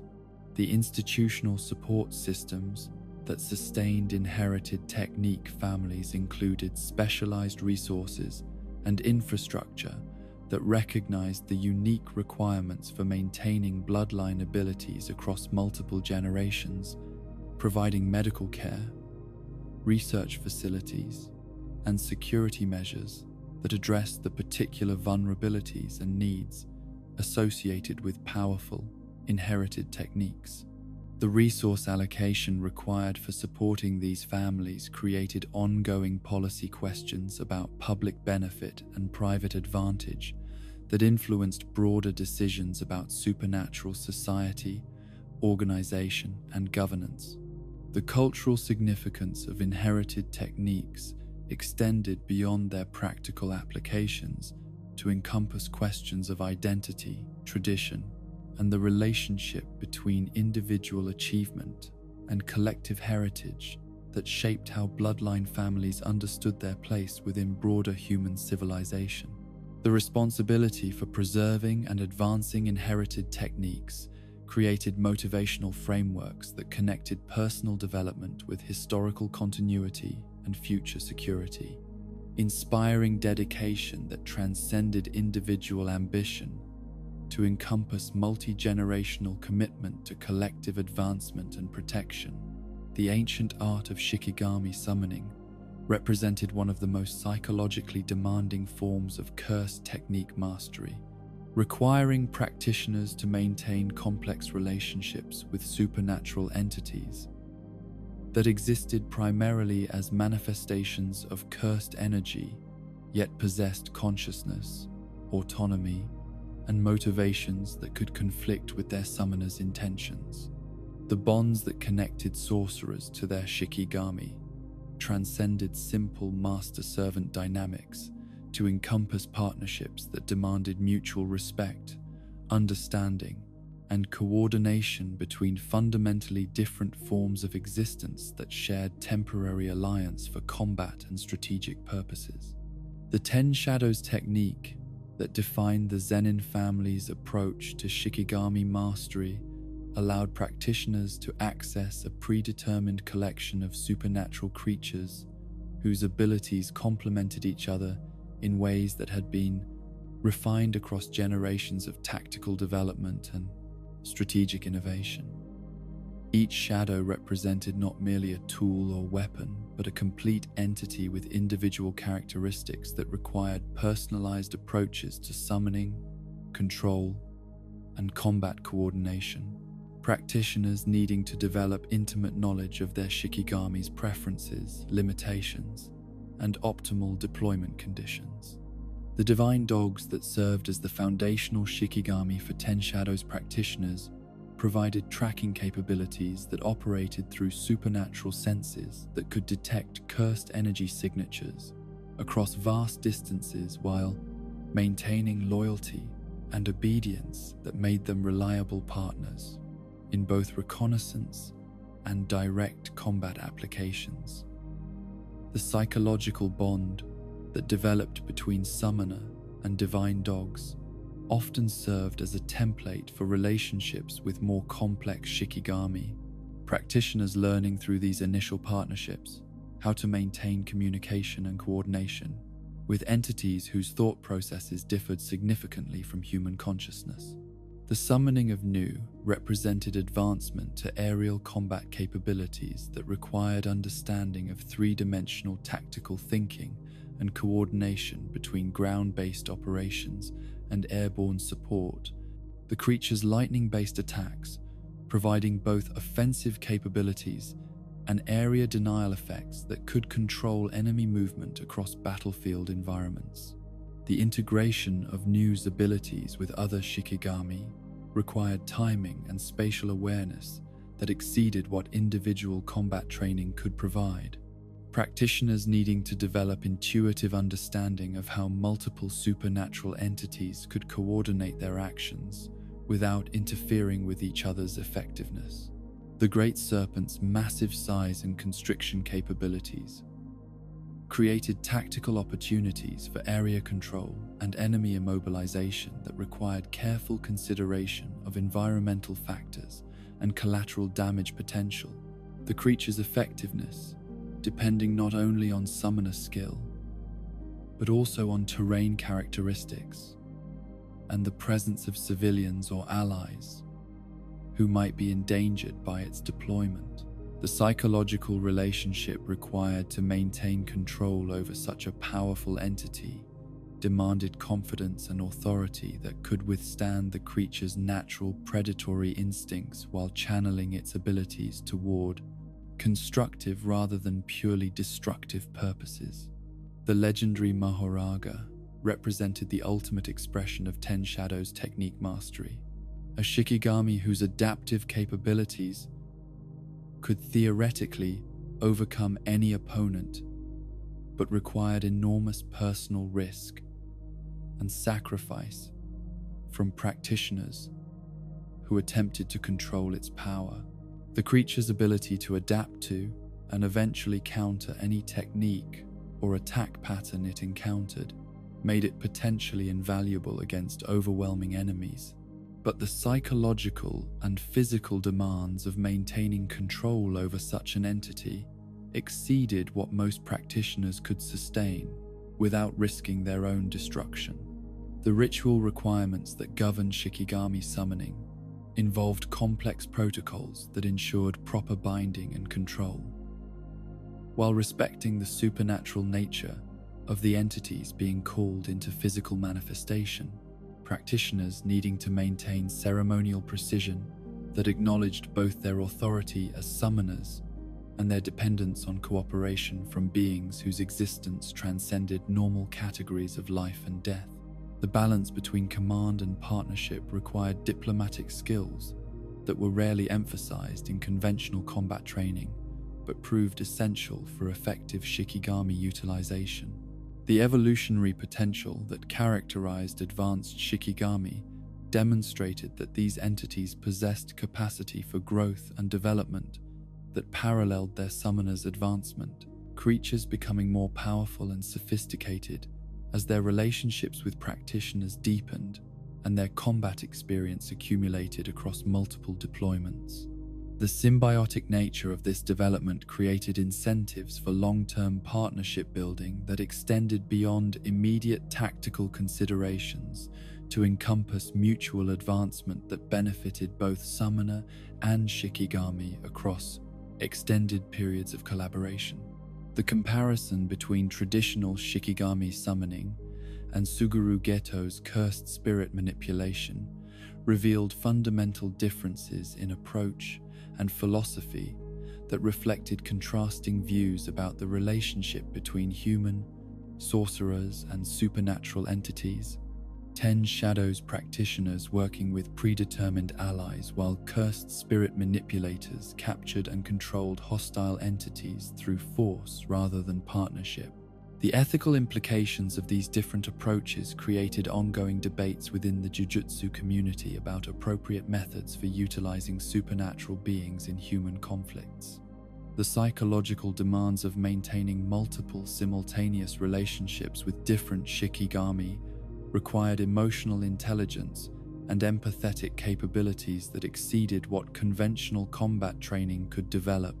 Practitioners needing to understand and respond to the unique personalities and needs of various entities while maintaining tactical effectiveness during high-stress combat situations. The mental flexibility required to switch between different partnership dynamics during the same engagement created cognitive loads that could overwhelm sorcerers who lacked adequate preparation for multi-entity coordination. The strategic implications of Shikigami availability during extended operations required resource management approaches that balanced immediate tactical needs against long-term sustainability concerns, practitioners needing to consider both their own cursed energy reserves and the welfare of their supernatural partners when making deployment decisions. The responsibility for maintaining Shikigami health and combat effectiveness created logistical challenges that conventional military doctrine could not adequately address, requiring specialized support systems and recovery protocols. The training methodologies that prepared practitioners for advanced Shikigami summoning emphasized relationship building and communication skills, alongside technical mastery of summoning rituals and combat coordination. Educational programs, recognizing that successful partnerships with supernatural entities required psychological development that extended far beyond mere technique acquisition. The integration of interpersonal skills training with supernatural combat preparation created hybrid approaches to education that addressed both technical and emotional requirements for effective Shikigami utilization. The historical evolution of Shikigami summoning practices demonstrated continuous adaptation to changing tactical requirements and threat environments, practitioners developing new applications and refinements for traditional techniques while maintaining core principles that governed relationships between human sorcerers and supernatural entities. The balance between innovation and tradition reflected ongoing negotiation between practical necessity and respect for established protocols that had proven effective across multiple generations of summoner experience.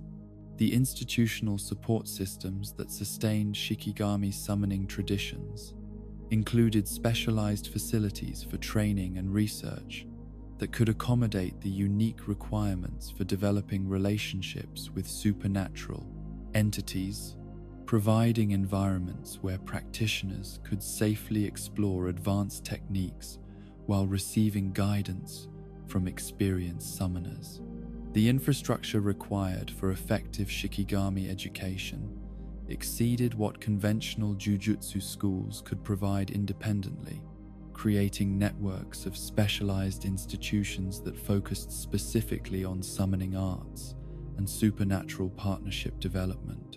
The cultural significance of Shikigami summoning within broader Jujutsu society reflected recognition that these techniques represented some of the most sophisticated approaches to supernatural cooperation that human civilization had developed. summoning arts serving as bridges between different forms of consciousness that might otherwise remain completely incompatible. The philosophical implications of successful human Shikigami partnerships challenged anthropocentric worldviews while demonstrating potential for cooperation that transcended species boundaries and consciousness categories. The ethical considerations surrounding Shikigami welfare and treatment required developing moral frameworks that could address the rights and needs of entities whose existence challenged conventional categories of life, consciousness, and moral consideration. Practitioners bearing responsibility for supernatural beings whose welfare depended entirely on human judgment and care. The development of appropriate ethical guidelines for Shikigami treatment remained an ongoing project within Jujutsu institutions that recognized the moral complexity of relationships with supernatural entities whose consciousness differed significantly from human experience. The legacy of master summoners within the Jujutsu tradition served to inspire future generations while establishing standards of excellence that emphasized the importance of partnership, respect, and mutual advancement in relationships with supernatural entities, demonstrating that the most effective approaches to Shikigami summoning required personal development that extended far beyond technical skill acquisition to encompass wisdom, empathy, and commitment to collective advancement that benefited both human practitioners and their supernatural allies. The construction of domain expansion represented the ultimate expression of Jujutsu mastery, requiring practitioners to create pocket dimensions that existed simultaneously within and separate from normal reality, spaces where the fundamental laws that governed cursed energy interaction could be rewritten according to the domain wielder's will and technique. The theoretical foundation that supported such reality manipulation demanded understanding of spatial mechanics, energy dynamics, and consciousness interaction that exceeded what conventional physics or psychology could explain, practitioners needing to develop intuitive comprehension of how intention could reshape the basic structure of existence itself. The barrier construction process that formed the foundation of every domain required channeling enormous quantities of cursed energy into geometric patterns that could contain and sustain alternate reality conditions while maintaining structural integrity against external pressure and internal technique amplification.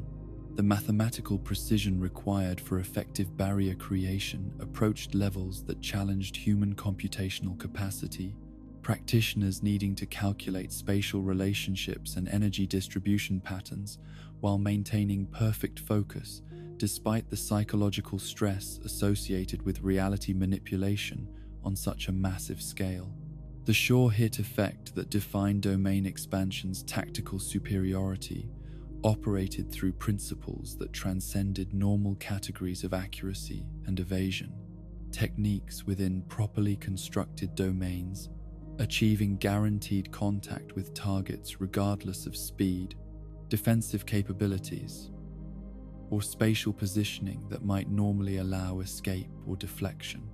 The certainty that characterized domain attacks reflected fundamental alteration of causality itself rather than mere enhancement of existing technique, precision, practitioners essentially rewriting the rules that governed cause and effect relationships within their constructed reality spaces. The amplification effects that enhanced techniques within domain expansions created power, increases that exceeded what additional cursed energy could achieve through conventional applications. The environmental conditions within domains providing resonance and support that allowed techniques to express their full theoretical potential, rather than the limited versions that normal reality constraints permitted. The relationship between technique and environment within domains suggested that supernatural abilities possessed inherent characteristics that could only be fully realized under specific conditions that ordinary reality could not provide. Satoru Gojo's unlimited void represented perhaps the most philosophically complex domain expansion in recorded Jujutsu history. The technique creating environments where information itself became weaponized through overwhelming abundance rather than scarcity or distortion. The domain's effects operated by forcing targets to experience infinite knowledge simultaneously, their consciousness unable to process unlimited information streams that included every possible detail about existence, while lacking the temporal framework necessary to organize such comprehensive awareness into comprehensible patterns. The psychological mechanisms that made unlimited void effective reflected deep understanding of how human consciousness operated when confronted with experiences that exceeded its evolutionary capacity to process, the domain exploiting fundamental limitations in cognitive architecture that had developed to handle finite information quantities rather than infinite data streams. The technique's lethality derived not from direct physical damage but from consciousness overload that resulted in complete psychological shutdown, victims experiencing what felt like eternity of perfect awareness before their minds ceased functioning entirely. The contrasting approach demonstrated by Ryomen Sukuna's malevolent shrine emphasized raw, destructive power that operated through relentless cutting attacks that could dismantle both living targets and environmental structures with surgical precision that reflected the King of Curses' mastery over slashing techniques, refined across centuries of combat experience. The domain's effectiveness lay in its simplicity and overwhelming force rather than complex psychological manipulation, creating killing fields where survival depended entirely on defensive capabilities that could withstand sustained assault from multiple directions simultaneously. The volcanic destruction embodied by Jogo's coffin of the Iron Mountain created domain environments that replicated extreme geological conditions, where targets faced not only direct flame attacks but also atmospheric pressure, toxic gases, and heat levels that exceeded what biological systems could survive, even with supernatural enhancement.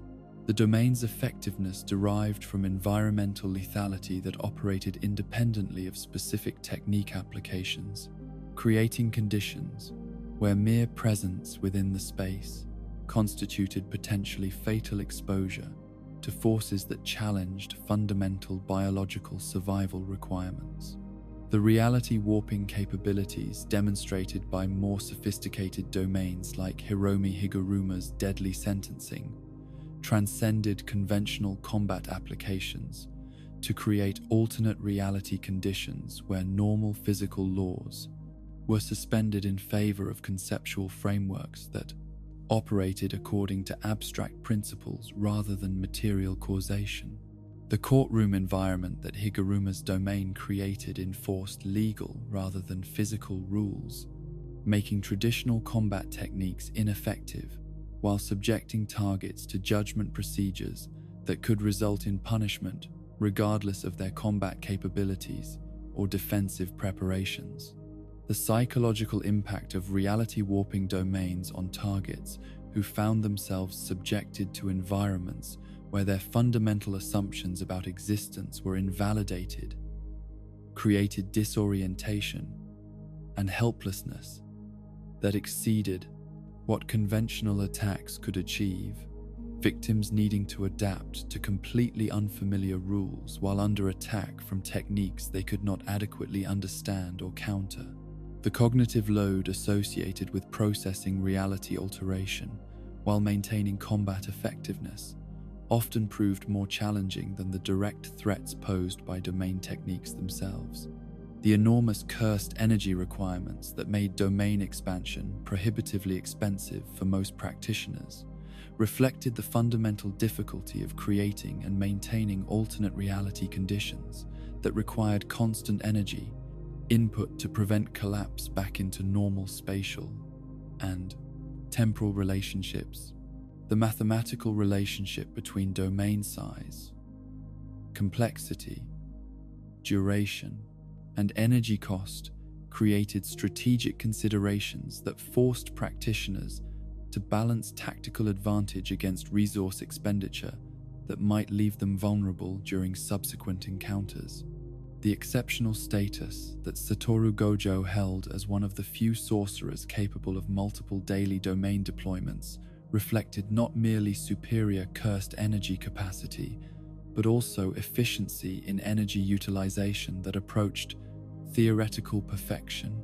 His 6 eyes providing computational capabilities that eliminated waste and optimization, that allowed for resource conservation, impossible for practitioners who relied on normal human cognitive processing. The combination of unlimited cursed energy potential with perfect efficiency created domain capabilities that transcended normal strategic limitations and approached levels that challenged fundamental assumptions about tactical balance. The countermeasures that had been developed to address domain expansion threats included simple domain techniques that could neutralize sure-hit effects without requiring full domain construction, defensive approaches that provided protection while conserving energy resources for offensive applications or extended combat scenarios. The effectiveness of simple domains depended on timing, positioning, and energy management that required tactical expertise and situational awareness that exceeded what conventional combat training could provide. The domain clash phenomenon that occurred when opposing practitioners deployed simultaneous domain expansions created competitive, reality manipulation scenarios where success depended on factors including energy capacity, technique sophistication, willpower, and environmental advantage, rather than simple power comparisons. The resolution of domain clashes often reflected deeper aspects of practitioner psychology and commitment, rather than mere technical capability. Battles of will and intention that operated according to principles that transcended normal combat considerations. The strategic implications of domain expansion capability extended beyond individual combat effectiveness to encompass broader tactical and political considerations that shaped how such techniques were deployed and regulated within Jujutsu.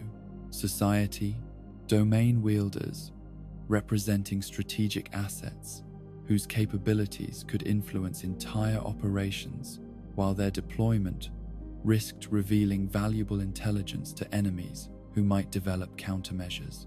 The balance between tactical advantage and operational security created complex decision-making frameworks for domain deployment that required coordination between individual practitioners and institutional leadership. The training programs that prepared practitioners for advanced domain techniques required specialized facilities and instructional approaches that could safely accommodate reality manipulation exercises while providing adequate protection for students and instructors who might be exposed to dangerous experimental conditions. The educational infrastructure necessary for domain expansion training exceeded what conventional jujutsu schools could provide independently, creating networks of specialized institutions that focus specifically on advanced reality manipulation research and practical application development.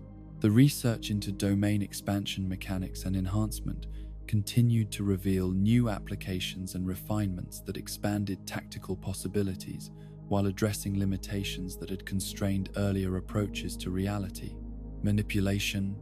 Investigations that combined theoretical analysis with practical experimentation under controlled conditions that could advance understanding while maintaining safety protocols. The advancement of domain theory represented one of the most promising areas for developing new capabilities that could address evolving threats and operational requirements. The psychological preparation required for domain expansion mastery addressed not only technical skill development, but also mental conditioning that could maintain stability and effectiveness while wielding reality-altering power that challenged fundamental assumptions about the nature of existence practitioners needing to develop philosophical frameworks that could accommodate experiences that transcended normal categories of possibility and impossibility. The integration of technical training with psychological development created educational approaches that addressed both practical capability and personal stability necessary for effective domain utilization. The institutional policies that governed domain expansion deployment reflected recognition that such techniques represented weapons of mass destruction that could cause catastrophic collateral damage while revealing sensitive capabilities that enemies might exploit if observed during operational use. The regulatory frameworks that controlled domain access and deployment created complex authorization procedures that balanced operational effectiveness against security concerns and public safety requirements that demanded careful consideration of consequences that extended far beyond immediate tactical objectives. The intricate system of binding vows that governed the enhancement and limitation of cursed techniques represented one of the most sophisticated aspects of Jujutsu theory, creating frameworks where practitioners could transcend normal limitations through strategic self-imposed restrictions that operated according to principles resembling supernatural contracts enforced by the fundamental forces that governed cursed energy interaction. These agreements between sorcerers and the metaphysical systems that regulated supernatural power allowed for temporary or permanent capability enhancement in exchange for accepting constraints that balanced increased effectiveness against reduced flexibility or operational freedom. The theoretical foundation that supported binding vow effectiveness suggested that cursed energy responded to intention and commitment in ways that transcended simple willpower or energy expenditure, the universe itself appearing to recognize and reward genuine sacrifice made in service of specific goals or principles. The supernatural enforcement mechanisms that ensured vow compliance operated independently of human oversight or institutional authority. Practitioners who violated their commitments, experiencing automatic consequences that could not be avoided through conventional means or external intervention. The self-imposed limitations that characterized most binding vows required practitioners to identify aspects of their normal capabilities or behavioral patterns that they were willing to sacrifice in exchange for enhanced performance.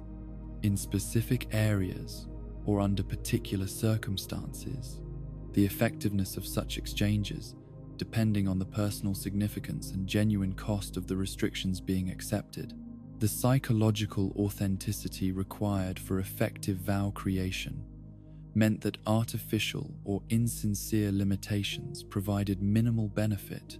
The supernatural systems that governed cursed energy apparently capable of distinguishing between genuine sacrifice and superficial compliance with vow requirements.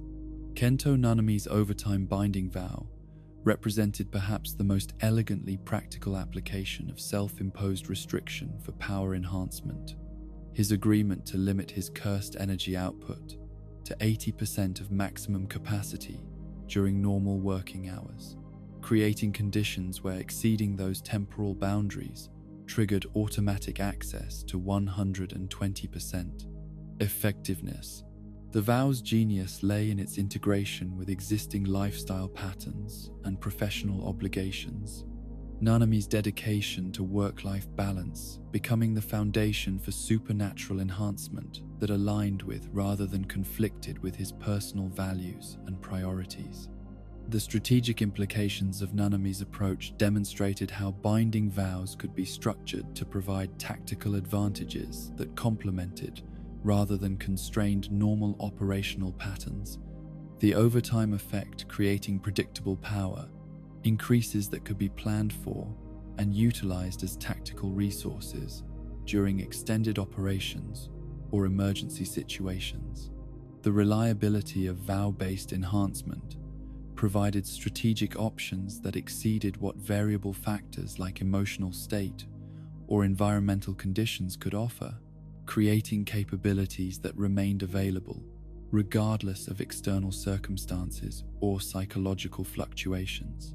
The revelation mechanism that allowed cursed techniques to gain power through opponent understanding represented one of the most counterintuitive applications of binding vow principles. Practitioners accepting the strategic disadvantage of revealing technique details in exchange for supernatural enhancement that could offset the tactical intelligence provided to enemies.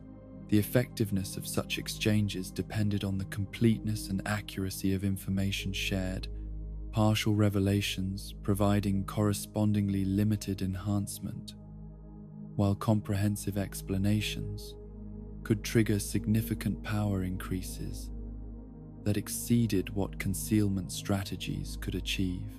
The tactical sophistication that emerged from revelation-based enhancement created complex strategic considerations where practitioners needed to balance information sharing against operational security, developing approaches that could provide enemy intelligence while maintaining crucial details that preserved tactical surprise or defensive capabilities.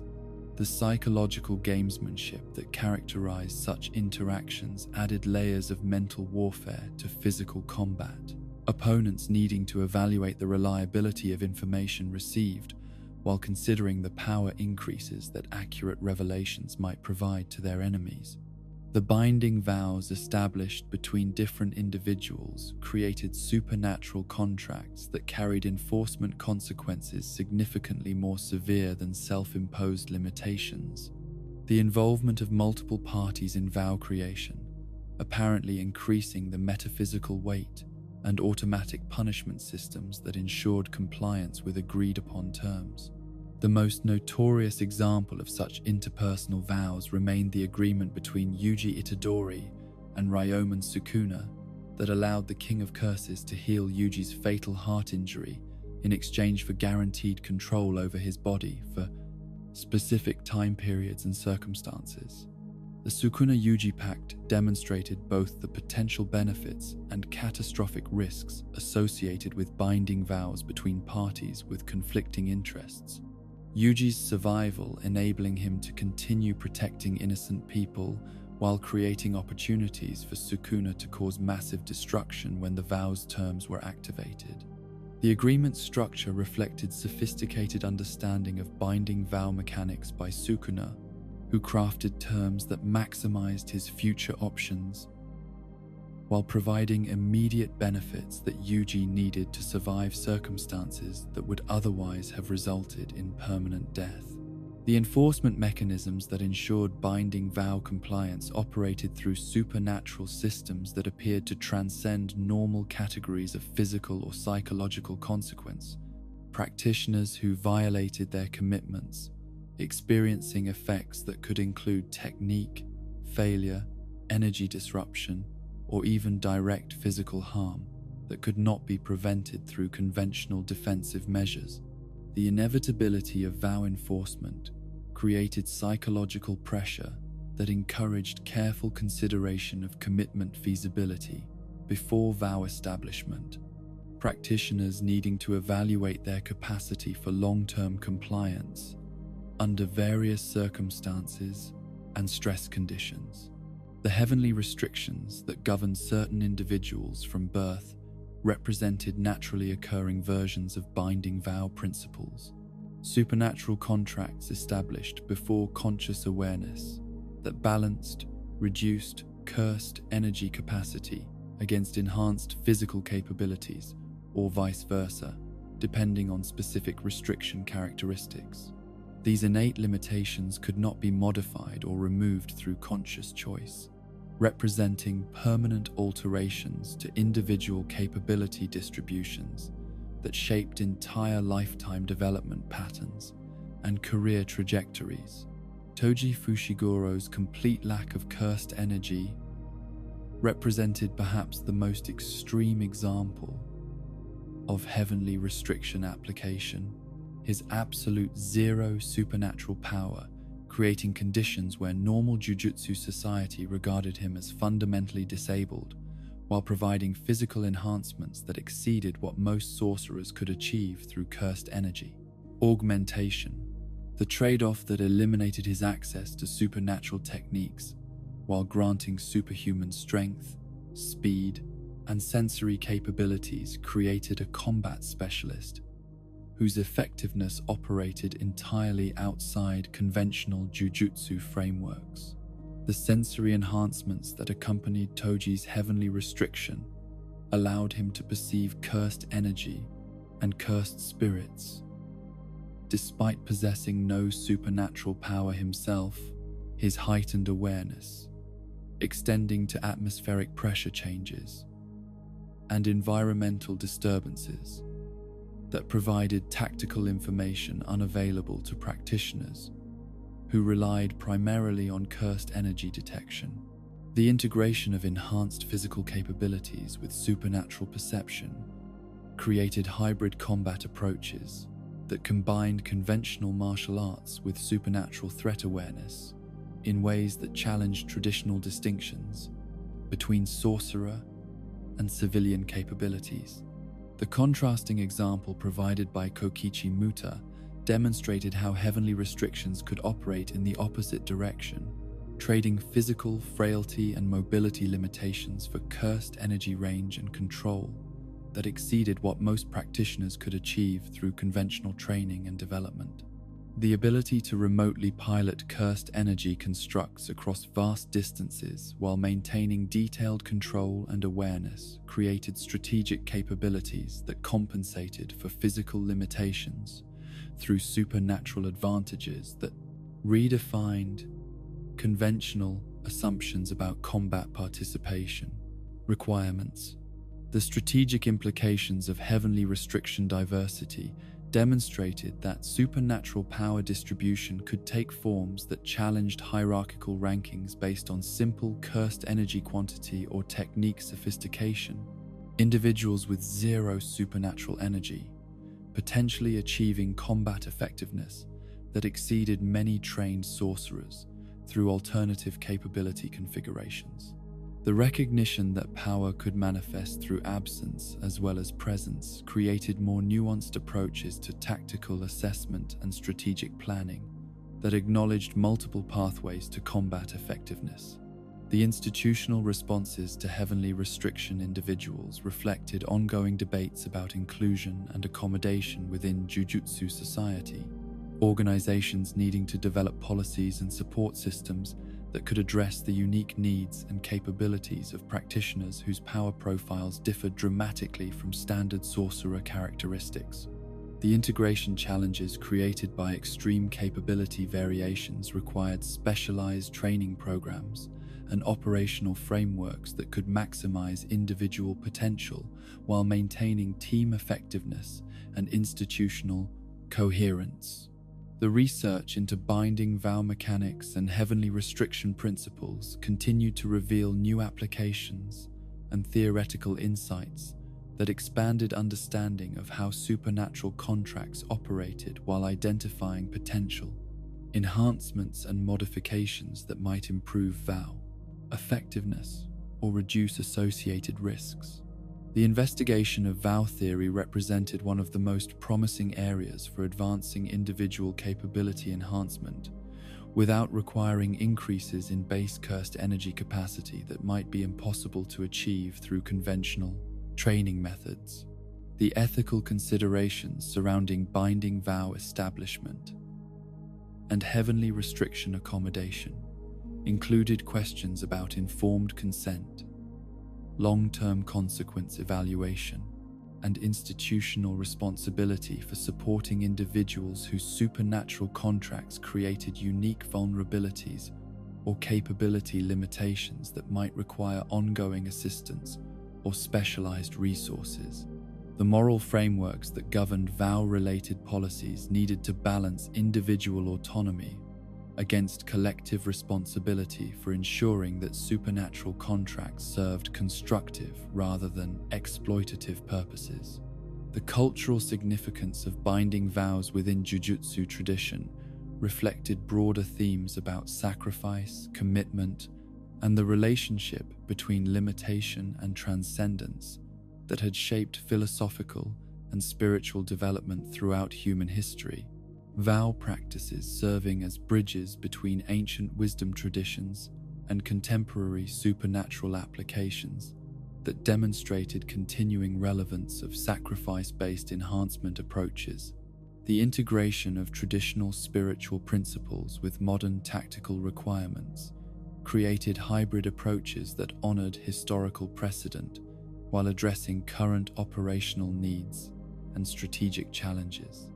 The Six Eyes phenomenon that manifested within select members of the Gojo bloodline represented perhaps the most profound alteration of human perception that had ever been documented within Jujutsu history, creating sensory capabilities that transcended normal categories of supernatural awareness to encompass direct observation of cursed energy at the subatomic level, while providing computational processing power that approached divine calculation. The bearers of this extraordinary gift could perceive the mathematical relationships that governed all cursed energy interactions with precision that eliminated guesswork from technique application, while revealing the fundamental structures that connected individual consciousness to the broader, supernatural forces that shaped reality itself. The computational abilities that accompanied Six Eyes perception allowed practitioners to process information at speeds that exceeded what biological neural networks should theoretically support. Their enhanced consciousness capable of performing complex calculations involving spatial relationships, energy dynamics, and probability matrices, while simultaneously maintaining awareness of multiple combat variables that would overwhelm ordinary human cognitive capacity. The integration of supernatural perception with enhanced processing created hybrid forms of consciousness that operated according to principles that challenged fundamental assumptions about the limitations of individual human awareness and intellectual capability.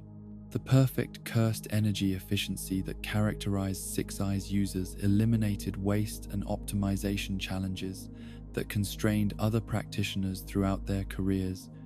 Every technique executed with mathematical precision that achieved maximum effectiveness while consuming minimal resources regardless of environmental conditions or operational stress. The ability to maintain optimal energy utilization under all circumstances created strategic advantages that transcended simple power comparisons to encompass sustained operational capability that could be maintained indefinitely without the resource management concerns that limited other sorcerers' effectiveness during extended engagements.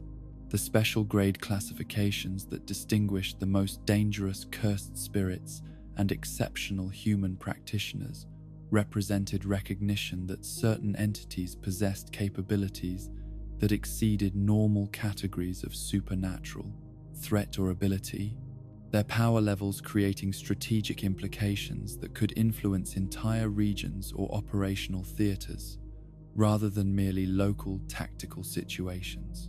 The rarity of special grade designation reflected both the extreme capabilities required for such classification and the institutional recognition that such entities required specialized approaches and resources that exceeded what conventional protocols could adequately address.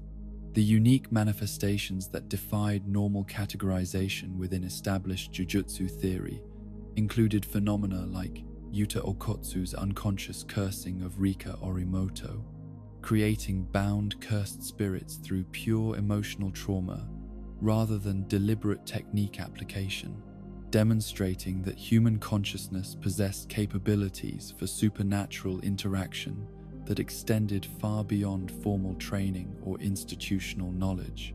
The spontaneous development of reality-altering abilities during periods of extreme psychological stress suggested that cursed energy responded to authentic emotional experience in ways that transcended conscious control or technical understanding.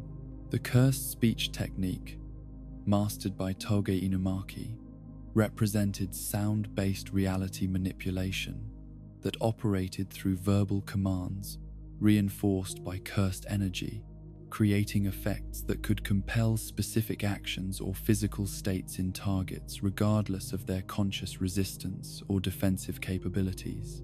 The limitation system that protected Inumaki from backlash damage while constraining his communication created unique tactical considerations that required specialized coordination protocols and strategic planning that accounted for both the technique's overwhelming effectiveness and its operational restrictions. The soul manipulation abilities demonstrated by Mahito challenged fundamental assumptions about the relationship between consciousness, identity, and physical form. His technique, allowing direct alteration of spiritual essence that could reshape both psychological and biological characteristics according to his malevolent intentions.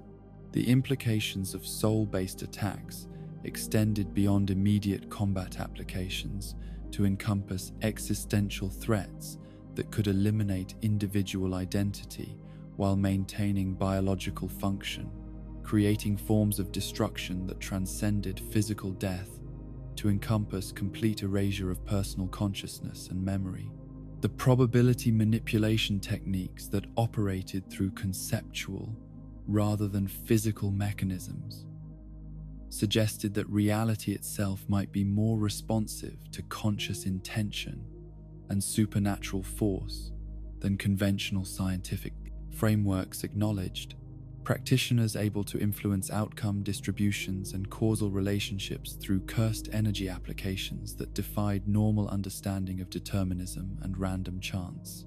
The philosophical implications of probability control challenged assumptions about free will, causation, and the relationship between consciousness and physical reality that had shaped human understanding of existence throughout recorded history. The time-related abilities that occasionally manifested within cursed technique development created effects that appeared to manipulate temporal flow or perception. Practitioners able to influence the subjective experience of duration or sequence in ways that provided tactical advantages while operating according to principles that remained largely incomprehensible even to advanced Jujutsu theorists.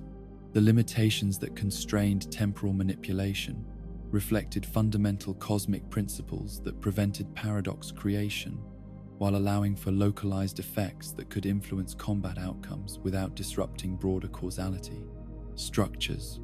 The relationship between extreme trauma and technique awakening demonstrated that human consciousness possessed adaptive mechanisms that could generate supernatural capabilities in response to psychological pressures that exceeded normal coping capacity.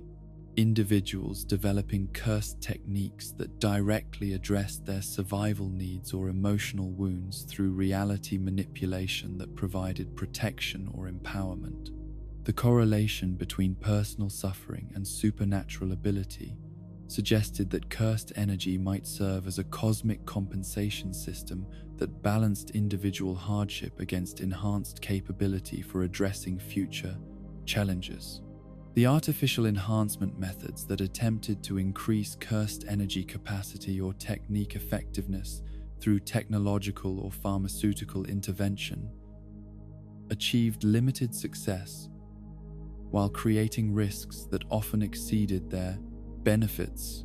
Practitioners who relied on external augmentation frequently experiencing dependency issues or system failures that left them vulnerable during critical operational situations. The integration of artificial enhancement with natural ability development required careful balance that preserved individual agency while providing tactical advantages that could justify the associated risks and resource investments. The evolution of Jujutsu practice in contemporary society reflected adaptation to environmental factors and threat patterns that differed significantly from historical conditions. Modern practitioners needing to address urban warfare scenarios, technological integration challenges, and population density considerations that previous generations had never encountered. The institutional frameworks that governed contemporary Jujutsu education and deployment required constant revision to address changing operational requirements while maintaining core principles that had proven effective across centuries of supernatural conflict. The psychological profiles that characterized individuals who developed exceptional cursed abilities often included traits like emotional intensity, creative problem-solving, and resilience in the face of adversity that suggested supernatural potential might correlate with specific personality characteristics or life experiences that created favorable conditions for cursed energy development. The identification of such predisposing factors could inform recruitment and training programs, while raising ethical questions about the relationship between personal trauma and institutional resource allocation. The technological intersection with cursed energy remained an active area of research that explored how contemporary electronic systems and digital infrastructure interacted with supernatural forces in ways that could either enhance or interfere with traditional jujutsu techniques. The development of hybrid approaches that combined technological capabilities with cursed energy applications created new tactical options while introducing vulnerabilities that enemies might exploit through either conventional, supernatural countermeasures. The institutional evolution that accompanied changing threat patterns and capability developments required organizational flexibility that could accommodate new types of supernatural phenomena while maintaining operational effectiveness and strategic coherence across multiple domains of responsibility. The balance between adaptation and continuity challenged leadership structures that needed to implement necessary changes while preserving institutional knowledge and cultural values that had sustained Jujutsu society throughout its combat. Historical development. The philosophical questions raised by advanced cursed abilities included fundamental concerns about human nature, consciousness, and the relationship between individual development and collective responsibility that influenced policy decisions and resource allocation throughout Jujutsu society. The recognition that exceptional power carried corresponding obligations created ethical frameworks that balanced individual autonomy against community welfare, while acknowledging that supernatural capabilities created both opportunities and risks that exceeded what normal moral philosophy could adequately address. The research programs that investigated unusual phenomena and capability enhancement focused on expanding theoretical understanding, while developing practical applications that could improve operational effectiveness and strategic capability across the broader Jujutsu community.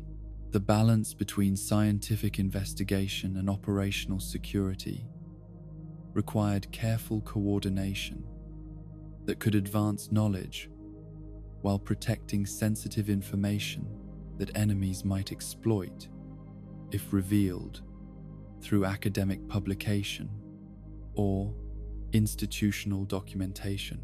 The cultural impact of exceptional abilities on Jujutsu society included changes in social hierarchy, resource distribution, and institutional priorities that reflected recognition that rare phenomena could provide strategic advantages that justified significant investment, while creating new categories of capability and responsibility that required corresponding organizational adaptations and support systems. And so our journey through the infinite complexity of cursed energy draws to its peaceful conclusion. The invisible rivers of human emotion that flow through every moment of existence, continuing their eternal dance between creation and destruction, hope and despair. The light of human potential and the shadows that give such light its meaning.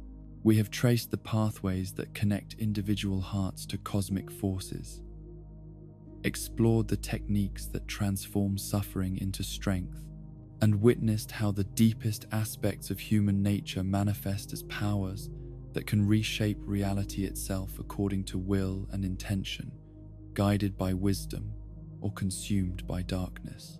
The cursed energy that surrounds us even now, as you drift towards sleep, carries within it the accumulated experiences of countless generations, their fears and dreams and desperate struggles woven into the fabric of a hidden world that exists parallel to ordinary consciousness, yet influences every breath we take. Understanding this system in all its mathematical elegance and philosophical depth brings not mastery but humility, recognition that power without wisdom serves only destruction, that strength without compassion becomes the very curse it seeks to eliminate. Rest now, knowing that somewhere in the darkness, guardians who have learned these lessons continue their eternal vigil, their techniques flowing like poetry written in space and time, their domains expanding to encompass not conquest, but protection. Let the complexity settle into simplicity. The infinite calculations resolve into the gentle rhythm of breath and heartbeat. The cursed energy that began in human emotion returns finally to peace, and in that peace, all understanding becomes one with the endless void of sleep.